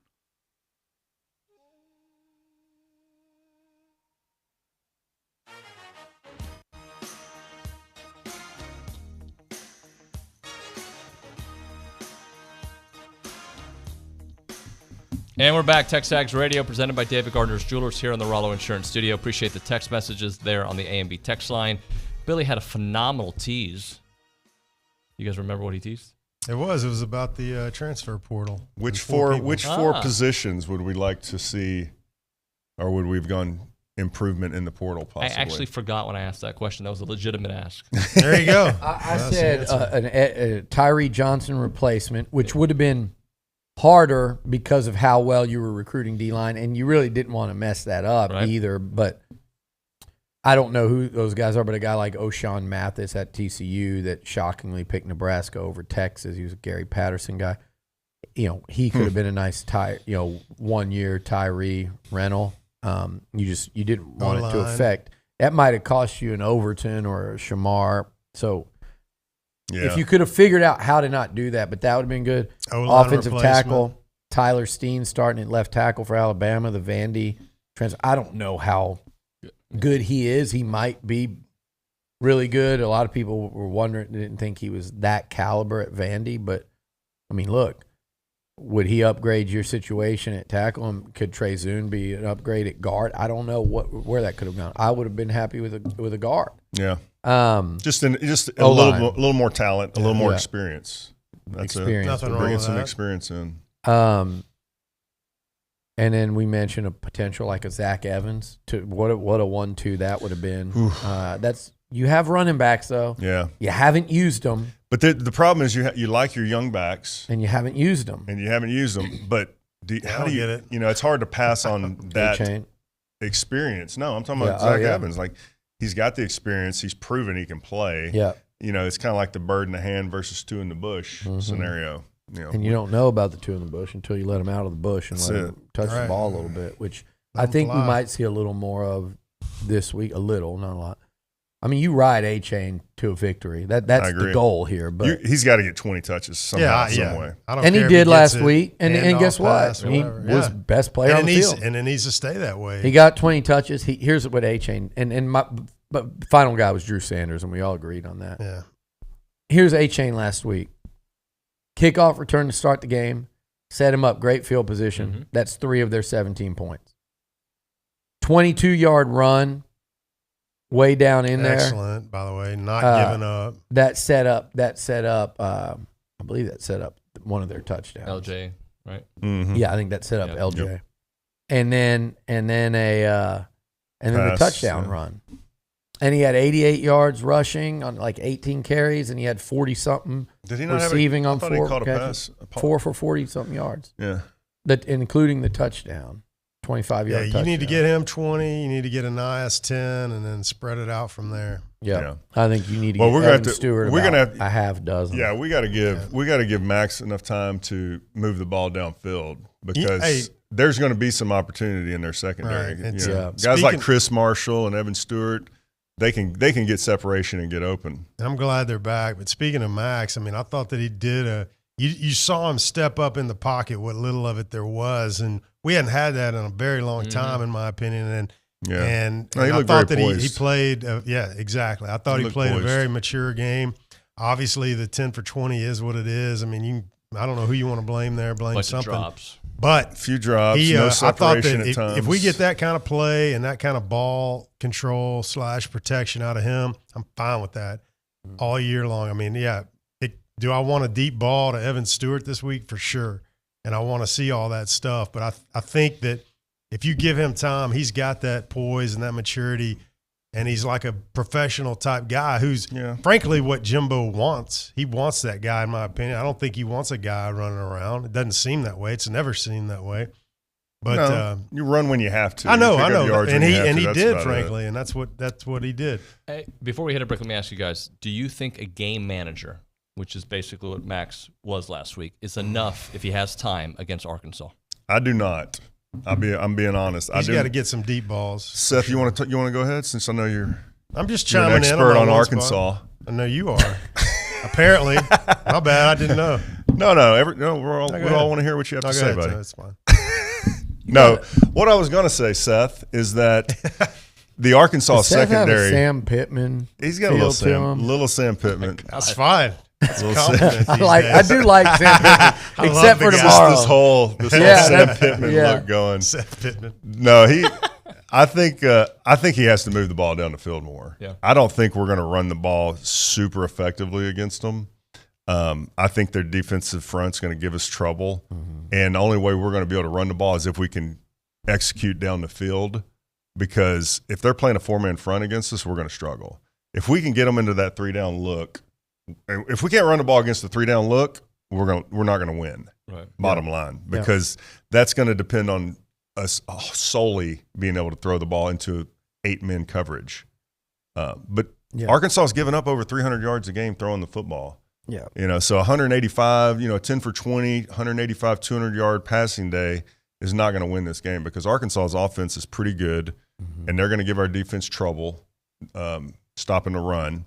And it could turn into one of those App State type games where you're not get a lot of chances. Yeah, they just grind you out. So I mean, we're gonna have to have some explosive plays on offense and some explosive stops. Win. Yeah, on D. I mean, they have their best side of the ball going against our best side, and our worst versus their worst. So that's what we're looking at. But I don't want everybody to get so caught up in these sacks and pressure and stuff. I mean, a lot of their sacks came at the end of games. When they were ahead and the other team was like forced into throwing the ball. They are good up front, but they're not some unblockable defensive line. They lost 2 really good players that killed A&M last year. We talked about the nose guard and 55. Nose guard. 55, who was the Missouri transfer, who ate, I don't know if it was Jameer Johnson.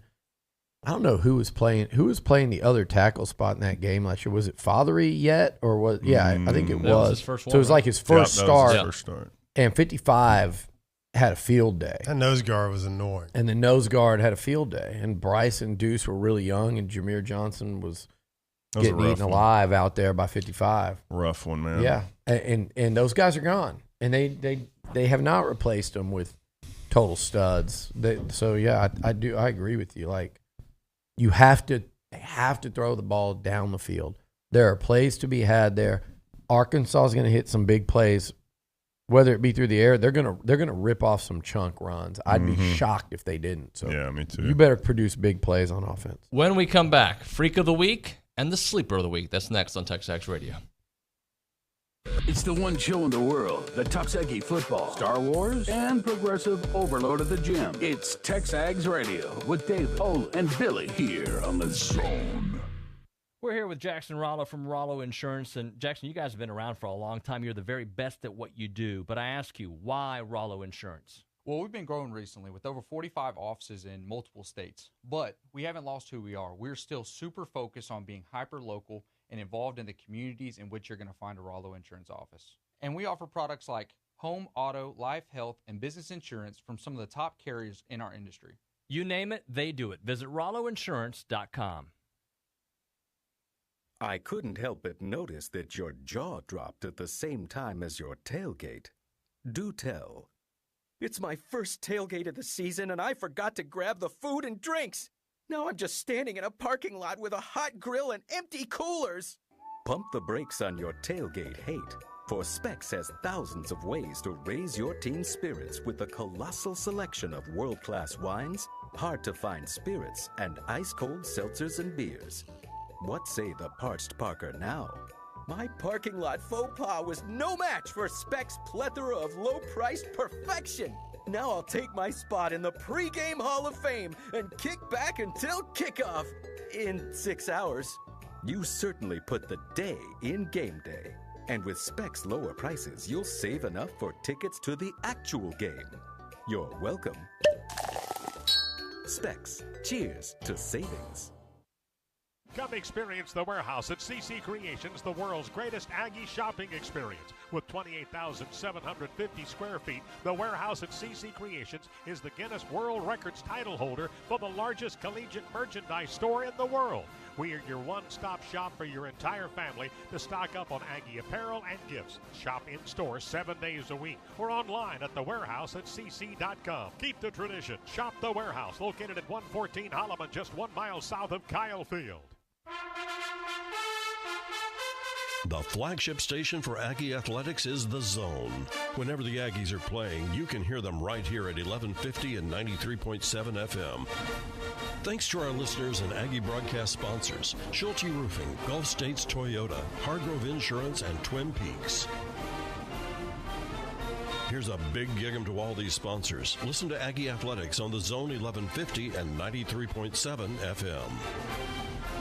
Looking for podcasts of TexAgs Radio, The Louie Bellina Show, or Chip Howard? Look inside the Pod Center at zone1150.com. Don't miss a single rant, guest, or moment. You can download or subscribe to any and all of your favorite shows inside the Pod Center at zone1150.com. There's also a special selection where you can find select interviews from David, Louie, and Chip. Look up Zone interviews inside the Pod Center at zone1150.com. Download or subscribe, but don't miss out. Check out the Pod Center at zone1150.com.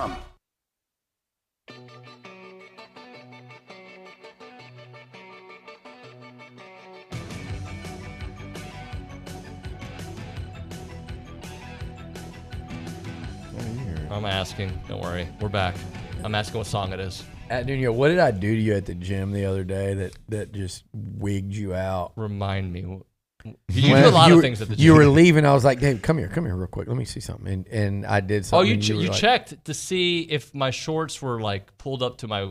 I waistband checked. Yeah. I went like this. I went like this, like right here, like at the bottom of his lat. And he was like, what are you doing?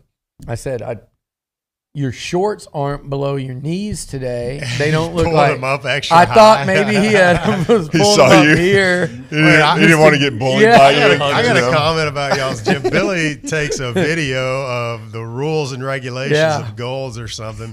And like Steve and Nuño literally broke every one. No freelance personal training. Hello? This guy, no grunting. No Steve. Oh, you do grunt. You're a grunter. I did. How about grunt. that the other day? That was loud. That was an outburst. Well, I had my music up real loud, And so it said was louder than I no intended. loud noises while lifting. It said no freelance personal training. Mm-hmm. The GM knows I'm helping you. And then, well, it's That's- not you're me. freelancing it's out not me. there. It's the others. But then I caught that final, and no bags on the gym floor. Oh, yes. Forgot about that. I carry I'm around a lot just of like stuff. 1, 2, 3, just violation. And the very last rule said no cell phones or videos to be used. I'm like, oops. While you're videoing it. I love the thing I said, too. It was like that gallon jug water bottle carrier that you can fit your wallet, you can fit your gym stuff and all that there. That is too I was much. like, this is for Steve. For No, sure. I am not that guy, dude. Not me. Are you guys ready for the Freak of the Week? Let's do it. Always. It is the... It's the Freak of the Week. Oof. I love that. Rough. Who's going first today? Let's let Billy go. He always goes last. Oh, wow. His Caught two me freaks. off Come on, guard. Billy. I just waste time now. Okay, my freak of the week is going to be. I'm going to go with Evan Stewart, back from suspension. Dang it. I think the kid has a lot he wants to prove. I think he's been very open in the two games he played in, including App State. Yep. You know, he had a fumble against App State, and then he gets suspended for a game. I think he's going to be hungry, and I think he's already shown that he's a weapon that A&M has not had lately. He's going up against a secondary that gives he's a superior athletically than the guys covering him, and that's a problem for Arkansas. And I think he's going to be good for not only a deep ball, but also I think he's going to catch the ball a lot on the run. Some of those crossers and stuff. I think big game for number one in maroon and white. Okay. Well, that's who I was going to pick because Okay. I'm with you 100% on that, Luch. I guess I'll have to go. Let's take a chance and say Achane is the freak of the week. Let's say that we're actually able to run the with that? football. It's not a sleeper. It's a freak of the week. you're It's a right, guy I you're think right. could go like, off. I'm like, Okay. you're over there being all negative. I'm like, What if yeah, A-Chain I goes agree. for 200? That's what I'm saying. Like, what if All we do? purpose What if we 200? are able to run the hell out of the ball Saturday? Yeah. You know, what if our offensive line has their best performance all season? I'm a in believer. Jimbo, and we're all sitting here talking about their secondary. You know, there's so much to expose there. And Jimbo's going, well, that's what they're going to be focused on all week. We're going to focus on come out running the football down while their they throat. try to protect that second. Yeah. And so we're going to go establish the run and just run it down their throat and loosen it up. And then they're going to force them up, and then we're going to throw it deep. Okay. So that's where I'm going to go with. We'll go like with that scenario. Game plan, Steve. I like that. Well, I mean, as much as I want to go with a defensive guy to offset all these offensive picks, I'm going to go with Max Johnson, the guy that's going to be delivering these balls to these receivers that are going to be getting open. And what do you think he goes for, Seth? What I think he goes for? Yeah. What do you think he goes for? I think that given we shore up some things on the offensive line, I think you can see him being, 60, 2/3 of his passes being complete. And I think he could go for 250 plus. Okay. I think it'll take 250 plus to win the game. Yeah. I do too. But anyways, I think he's going to do that. And we need it, frankly. We need it out of him. Yep. All right, now it's time for the Sleeper of the Week, presented by the Sleep Station. Go see Jared McLeod and ask about the Tempur-Pedic mattress in the Specs parking lot at Texas and Harvey and in front of the Lowe's. All right, so we'll start with you, my friend. Wow, this is always the worst because I always get made fun of sleeper. I don't know. I'll tell you who I want to see, sort of wake up, if you will, is the defensive line. We're gonna have to do some things to pressure KJ Jefferson in some form or fashion, and hopefully they can do some things they hadn't done in previous games where they got thank you Nuño for looking it up, 3 sacks versus Sam Houston and 1 in the other 2 games. Mm-hmm. So we got to pick up the pressure. We're going to need it because he's good. He's a very, very legitimate player, and we're going to have to do something to get him off his rhythm. Yeah. Did you pick anyone? I took the whole D line. I took the whole line. So, I don't know if you had picked a D lineman you were going to use. Wow. Kind of took that off the table. Now y'all got 7 players. I didn't hear a name. I'm sitting there going, wait, what? So I was, I'm with you on that. So I guess I'll move to the linebacker position. But I mean, truthfully, the biggest sleeper needs to be that front 7. Yeah. If we're gonna be competitive in this game, we got to stop their run game, at least slow it down. And it's so tough because Rocket Sanders, KJ Jefferson, that's a 2-headed monster. The Rocket. That is really a 2-headed monster that can hurt you. And hurt you fast. You talk about 250. Those two could go for 250, and it's game over. Exactly. And they can do it combined. So give me. I'm gonna just assume that Edrin Cooper is going to play his best game of the year. Okay. So big hog hunter. He got it. Is he? Let's do it. Oh, yeah. Okay. Well, I've seen pictures, right? Big time, yeah. So let's go. Instead of Edrin Cooper, let's go. Chris Russell is my sleeper of the week. That would be a sleeper. That's a good one. He needs to have a big week. If he's starting, whoever's starting opposite Edrin Cooper, there's nobody else. Yeah, really. So that's the guy that needs to step up and have a great game. I think for me, and I agree with you, that all other linebacker, whoever's on the field at any point in time, has got to play better. And I wrote that Chris Russell. I thought I saw a couple plays in that game live where I was like, okay, and then I went back and watched it. And I'm going, man, they're just not getting enough from that other linebacker position. They haven't really through 3 games. And if they don't have a good game, they're missing Andre White. And Andre White, I mean, he hasn't ever been like a game changer, but they're missing him. He's and solid. that veteran, the physicality, and just being in the right spot. You don't do that against these guys, it's a problem. Those safeties can't be asked to clean it up the whole game and cover. And, so my sleeper, I wanted to go, Nuño, I'll let you have this one. You can have Bryce Anderson because I think the game he had against Miami, I don't know if it's sleeper, but this guy reminds me of a guy on the other side of the ball I think he wears number 1 also on the other team, Jalen Catalon. Just a little like honey badger type of dude that finds the football, runs support, damn near had 2 picks last week in his first like real action at A&M. We saw it in high school. He's spectacular on offense. He's a winner. He's high football IQ. I guess it's a sleeper because I think what game he's coming off of was pretty spectacular. But the one I really want to say is the guy I really wanted to say was Moose Muhammad. I think Moose makes a couple big catches in this one. I told you. I thought he'd play a little more. Why did he get to play last week? I don't know, but I think he's been practicing a lot more with the ones in that Chase Lane spot. I think you could see Moose make a couple plays. Because wasn't he backing up Anais before? Yeah, so he was kind of behind there. And yeah, he's just buried there. One final thing we haven't said that's going to be very important. It doesn't fit into the sleeves. It's just a comment to not talk about Constantino and Bond. Nick was amazing. I thought he was really awesome. Good last week. He's had a great career at A&M, but he was really good last week. And he needs to have a big day at Jerry World and keep that Arkansas defense pinned as far back as you can. Don't give them short fields. Yeah. And you are going to punt some. We haven't spelled out any world in which we think A&M's just going to go up and down the field all day. Mm-hmm. Nick is going to be a big factor. He's a great weapon for A&M. And then Bond, okay, you had a guy kick for the first time in his career, and Caden Davis hadn't kicked at all either in meaningful moments outside of App State, and you saw where that went. But you got a walk-on that started for the first time and was used in real action for the first time last week. He made a short field goal. He's going into Jerry World in that giant stadium. A lot of pressure. Was likely a close game. Fans. A guy that hadn't played a lot, like that. I need to see that kid step up and have a clutch kick or two, and I think he can do it, but it's one of those deals where we hadn't seen it. So that's a real X factor is A&M in the kicking game. Before we hit a break, I'm going to read you a couple stats that I started the show off with. I was watching CBS, and they were breaking down this contest, and Rick Neuheisel said only 19 teams have averaged over 500 yards of offense. Arkansas is one of them. Only 21 teams are averaging under 315 yards. A&M is one of those. A&M has less red zone trips than Iowa. A&M's been in the red zone 3 times this year. Their time of possession is 25-31. They're 123rd out of 131.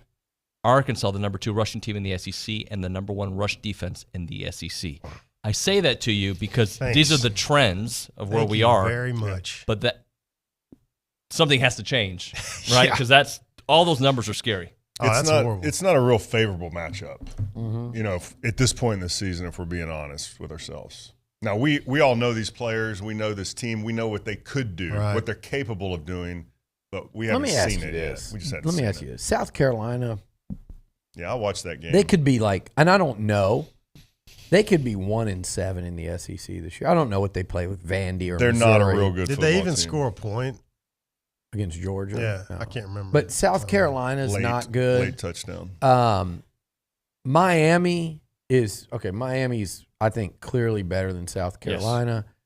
I'm not sure App State in Cincinnati is not a coin flip game. Sure. Oh, Cincinnati without Desmond Ridder, and they played him in their first game without a generational quarterback, and Arkansas had to burn out the last 5 minutes of clock to not give the ball back to Cincinnati to tie it at home.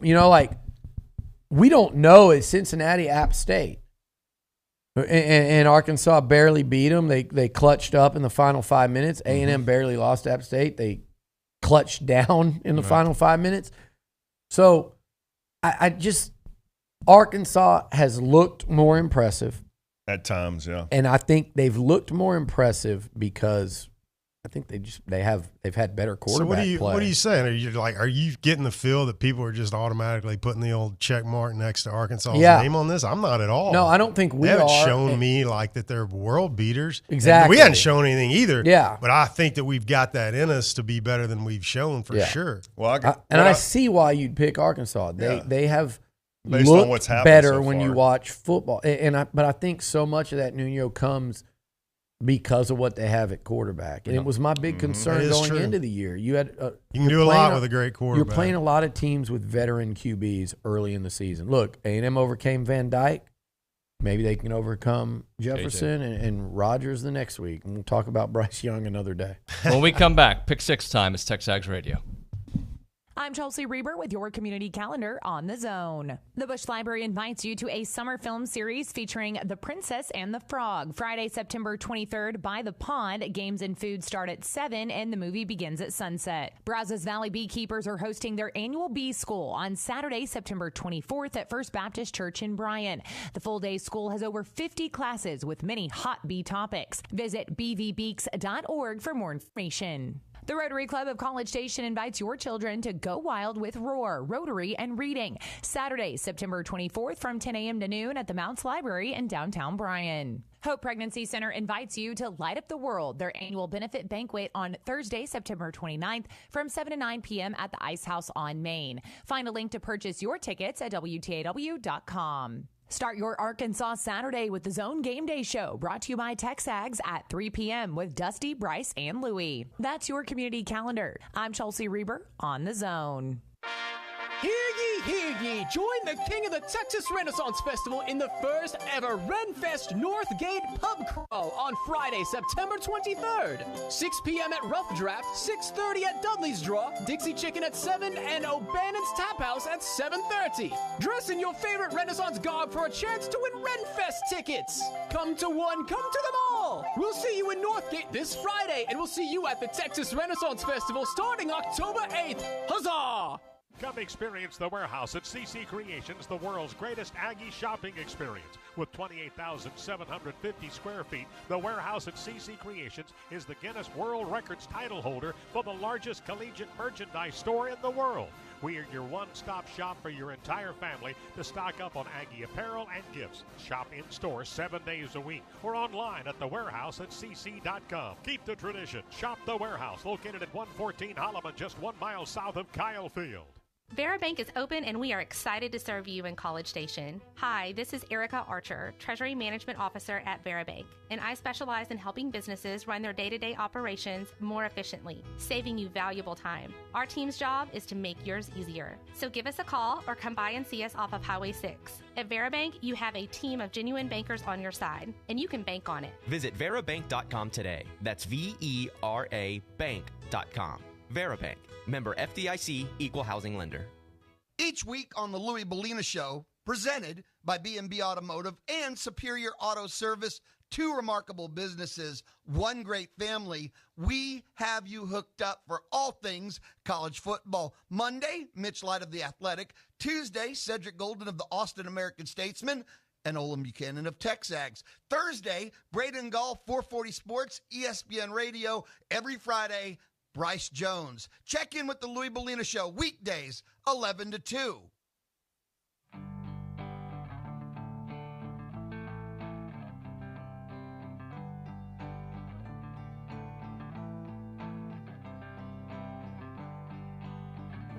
It is TexAgs Radio, presented by David Gardner's Jewelers. I'd be like Marino. You got to really... By the way, Marino he had the quickest release of all time. Yeah, he did. He probably had the best mechanics of any quarterback. I love watching him. Dan Marino. I loved watching him. And then if he was about to get sacked, he'd Yeah. just go whoosh and throw it into the stands. I loved watching him in Ace Ventura. I did. You're see a that. weird dude, Ace. I did see that. I know you think I don't watch any movies. I did watch that. All right, let's get Well, I went ahead and solved that pesky little snowflake pedactor Marino thing. How do you remember movie lines? We watched that. You watched it 8,000 times. 8,000 times. Because And then part two all as Dan well. wanted to do was watch Ace Ventura. Oh, I'm yeah. surprised he hadn't broke out his Jim Carrey yet. I know. I love He's have too him on the busy. sideline. He's too busy giving post-game speeches, making his players all cry. You I got know. Dan Skipper in tears Love over him, here. man. Blue Collar Campbell. Collar Campbell. in Yeah. the Motor City. They need to get him like a welding machine to carry up to his press conference. Has after Dan a cried win. in a post-game speech yet? Oh, of course. Of course, yeah. Of course. Yeah. All right, pick six time. Number 5, Clemson, 3-0 at number 21, Wake Forest, 11 a.m. Clemson is favored by 7. Seth. I'm going to pick Clemson to cover. Steve? Yeah, give me Clemson. Billy? Yeah, because Wake, is built on offense, and I don't think that pairs up very well with Clemson's defense. Yep. I like Clemson to win that one. All right. Comfortably. Number 20, Florida, 2-1 at Tennessee, 3-0. Nyland Stadium, CBS broadcast. Wow. Tennessee Big spread. favored by 10.5. Tennessee? Tennessee's been looking pretty good. They score. They do score. Hennon Hooker. No, Florida. Okay. Wow. Okay. Yeah, give me Florida too. I feel a bounce back. You'll for 'em. take those points, huh? Yeah, it's a Tennessee's defense isn't very good. I hate to say it, but I think I'm going to go with Florida to cover as well. I'm taking Tennessee in that one. Okay. All right, number 3, 22 Texas, 2-1 at Texas Tech. 2-1, 2:30 at Jones AT&T Stadium. Texas favored by 6.5. Actually, I take that back, Nuño. I'm taking Tennessee, too. I watched them against South Florida. That's my one. flip. That's my his one flip-flop. I'm going Tennessee. Tennessee, all right. My voice just All right, well, we already know who Seth's picking, so I'll take. You know he's taking Tech. I can't just pick Tech. I can't do it. It just goes against all. Like, if y'all want a free victory, just keep throwing Texas games up there. I don't want to. So that's Texas Tech. I don't want to pick cover. the same team as I'm picking Texas, by the way. Tech sucks. Let's be serious here. They almost won, didn't they? They beat U of H. Didn't they get dusted by NC State? They got beat. Who do you think's better, UTSA NC or State's Tech? pretty good. I think they're about the same. I do. I think UTSA and Tech are about the same. Give me Texas. They're both coached by. Realistic. You're going Texas? Oh, first time on that's your the old flip. final countdown. I think Seth Texas picks is going to Texas. smoke these guys. Now if we can just get them to pick Arkansas. Yeah, that's first time for everything. Go ahead. By the way, the final countdown will continue on the after party on TexAgs.com and, of course, on the YouTube page. I'll just done it again. Mismanaged the show. You guys. Wisconsin. We're still on the show. Okay. Wisconsin at Ohio State. Ohio Stadium. Hold on, ABC. I didn't get the pick yet. Oh, you did? I'm so sorry. God dang it. All right, let me get. Let me go Texas Tech. Okay. I'm not picking the same as Seth every time. All right. I'm going to take Tech to cover the 6. Okay, I'm going to pick Ohio State. Okay. I'm going to pick Ohio State. J.J. Watt can kiss my ass because Wisconsin stinks this year. Do they? I think so. I'm going to trust you and go with Ohio State also. I haven't watched Wisconsin this year. All right, we move on to number 5, Kansas Seth? State. Oklahoma. I said Ohio State. Yeah, I'm going to go Oklahoma, and I'm going to go Texas A&M, but I got to go. Oh, you got to go. Bye, I Seth. do. See you, Bye. bud. Thank Wow, you. look at this. See you, guy. He's done. Houdini, the grand You might want to tune in because we might be talking about you. You know it's coming. Is he wearing orthopedics? Orthotics, I mean? His whole look, like it's just such a weird, like straight out of a J. Crew magazine. Yeah. Kansas Very State. conservative. Very. Look. At number 6, Oklahoma, 7 p.m. Memorial Stadium, Fox broadcast. Oklahoma favored by 13. A little note: Kansas State has won 2 of the last 3. Yeah, we were well aware. Were you though? I was actually very aware of that. They won 2 in a row, didn't they? Yeah, up until they lost last year. They won the 2 before that. All right, so give me That Kansas was COVID. State. That's the only reason they run. It was It's at COVID season. Oklahoma? COVID season. is that your Kermit, by the way? Yeah, that's every Longhorn fan. COVID season. COVID season. Hear that again. Jesus. How'd their COVID season go? I forget. Well, yeah, they stunk then, and they stunk the year after. Yeah, COVID. I mean, well, they've stunk a lot in the last decade. Stench emanating from there that they think has been washed away. Let's take Kansas State. Yeah, I took Kansas State too. Really? Yeah. Mm-hmm. So you guys took the Kansas State team that was just humiliated. Do you know what Kansas State did this week? They lost to really Tulane. Bad. Yeah, that was bad. I know people were picking them to maybe. No, wait, it's Big at 12. Oklahoma. No, Yeah. Too late. Yeah, if he switches, I'm allowing you to switch. Yes. I'm going Oklahoma then. Yeah, I'm going OU also. I think OU just pummels these guys, and then everybody goes Venables. UT guys too. Skeletor. Guy that OU hadn't beaten anybody. They're beating Nebraska. They did Nebraska whoop sucks. up on Nebraska. Nebraska sucks. They do Nebraska suck. not only sucks, but they fired Scott Frost that week, so they went against Nebraska's coach that had never coached a damn game, Mickey Joseph. They played like Nebraska at their lowest point. And beat up on them. I loved his post-game press conference. He's like, oh, that was on me. You know, that's on me. I got to coach better. I'm like, dude. Let me tell you something. Be quiet. Let me tell you something about OU, though. People just magic, and you did too. You're like, Oklahoma looks great. I got to admit, I heard you this week. I don't remember saying it like that. Yeah, you did. They're scoring. Here's the deal. They were losing to Kent State a week earlier, but nobody wants to say that out loud. Had A&M been doing that, it would have been all over. They could have beat Alabama in 3 weeks and been like, yeah, but Jimbo was losing to Kent State at halftime. He'll never recover from that. They were losing a week ago at halftime to Kent State at home. With that said, I'm picking them to beat Kansas State because I think Kansas State's even worse. Yeah. Kansas will beat Kansas State this Kansas looks pretty good this year. They do. Hey, surprisingly. Seth did pick A&M, so I think that's what he said. Listen, number 10 Arkansas versus number 23 Texas A&M, AT&T Stadium in Dallas. Texas A&M favored by 1.5. I'm going Aggies, man. I'm not going to pick them to lose against Arkansas. They shouldn't. Year 5. We can beat them. We just got to open up that explosive pass game a little bit. Run the ball effectively, 120, 125 yards, 250 passing. We win. I'll be honest with you, man.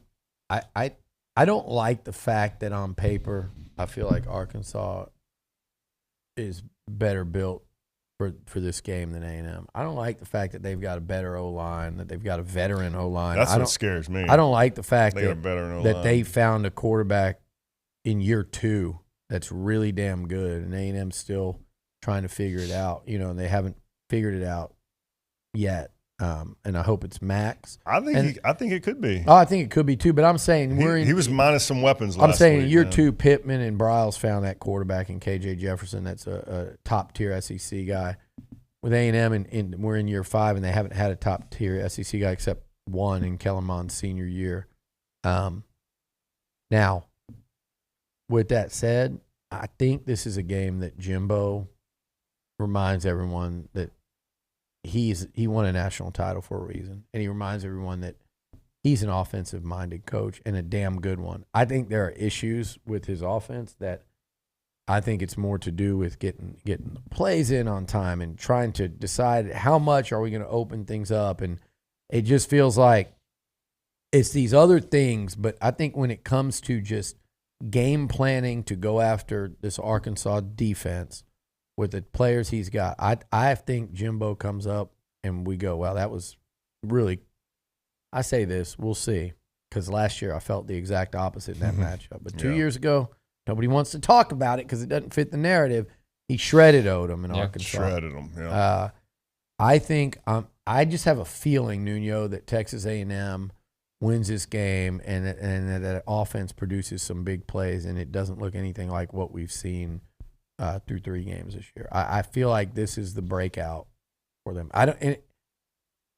Common sense says Arkansas's running game versus A&M's run defense and A&M's continued issues on the O-line are why I think Arkansas should be favored, personally. I disagree with Vegas.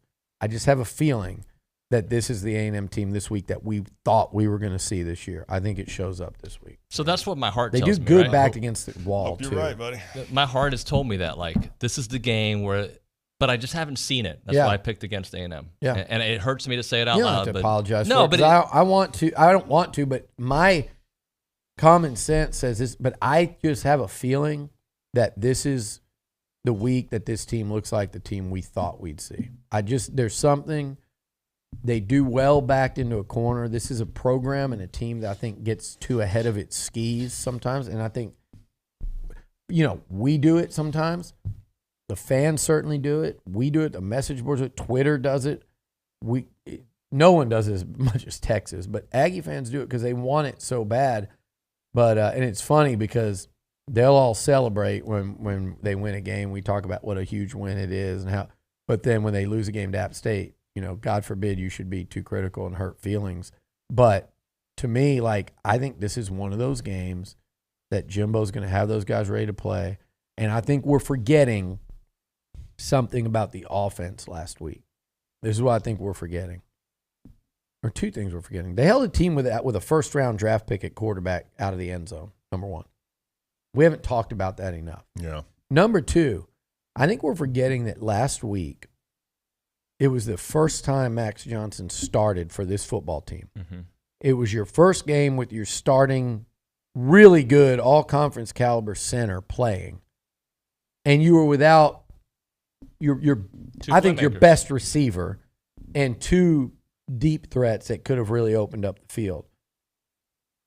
And they still won. They ran the ball like you said. So I think we don't even know what we could get out of this offense, and it could look totally different this week. Yeah, I'm with you on that. There is definitely yards to be made in the secondary. Yep. And I think Max Johnson's accuracy was really good. Yeah, I did too. Saturday. Yeah.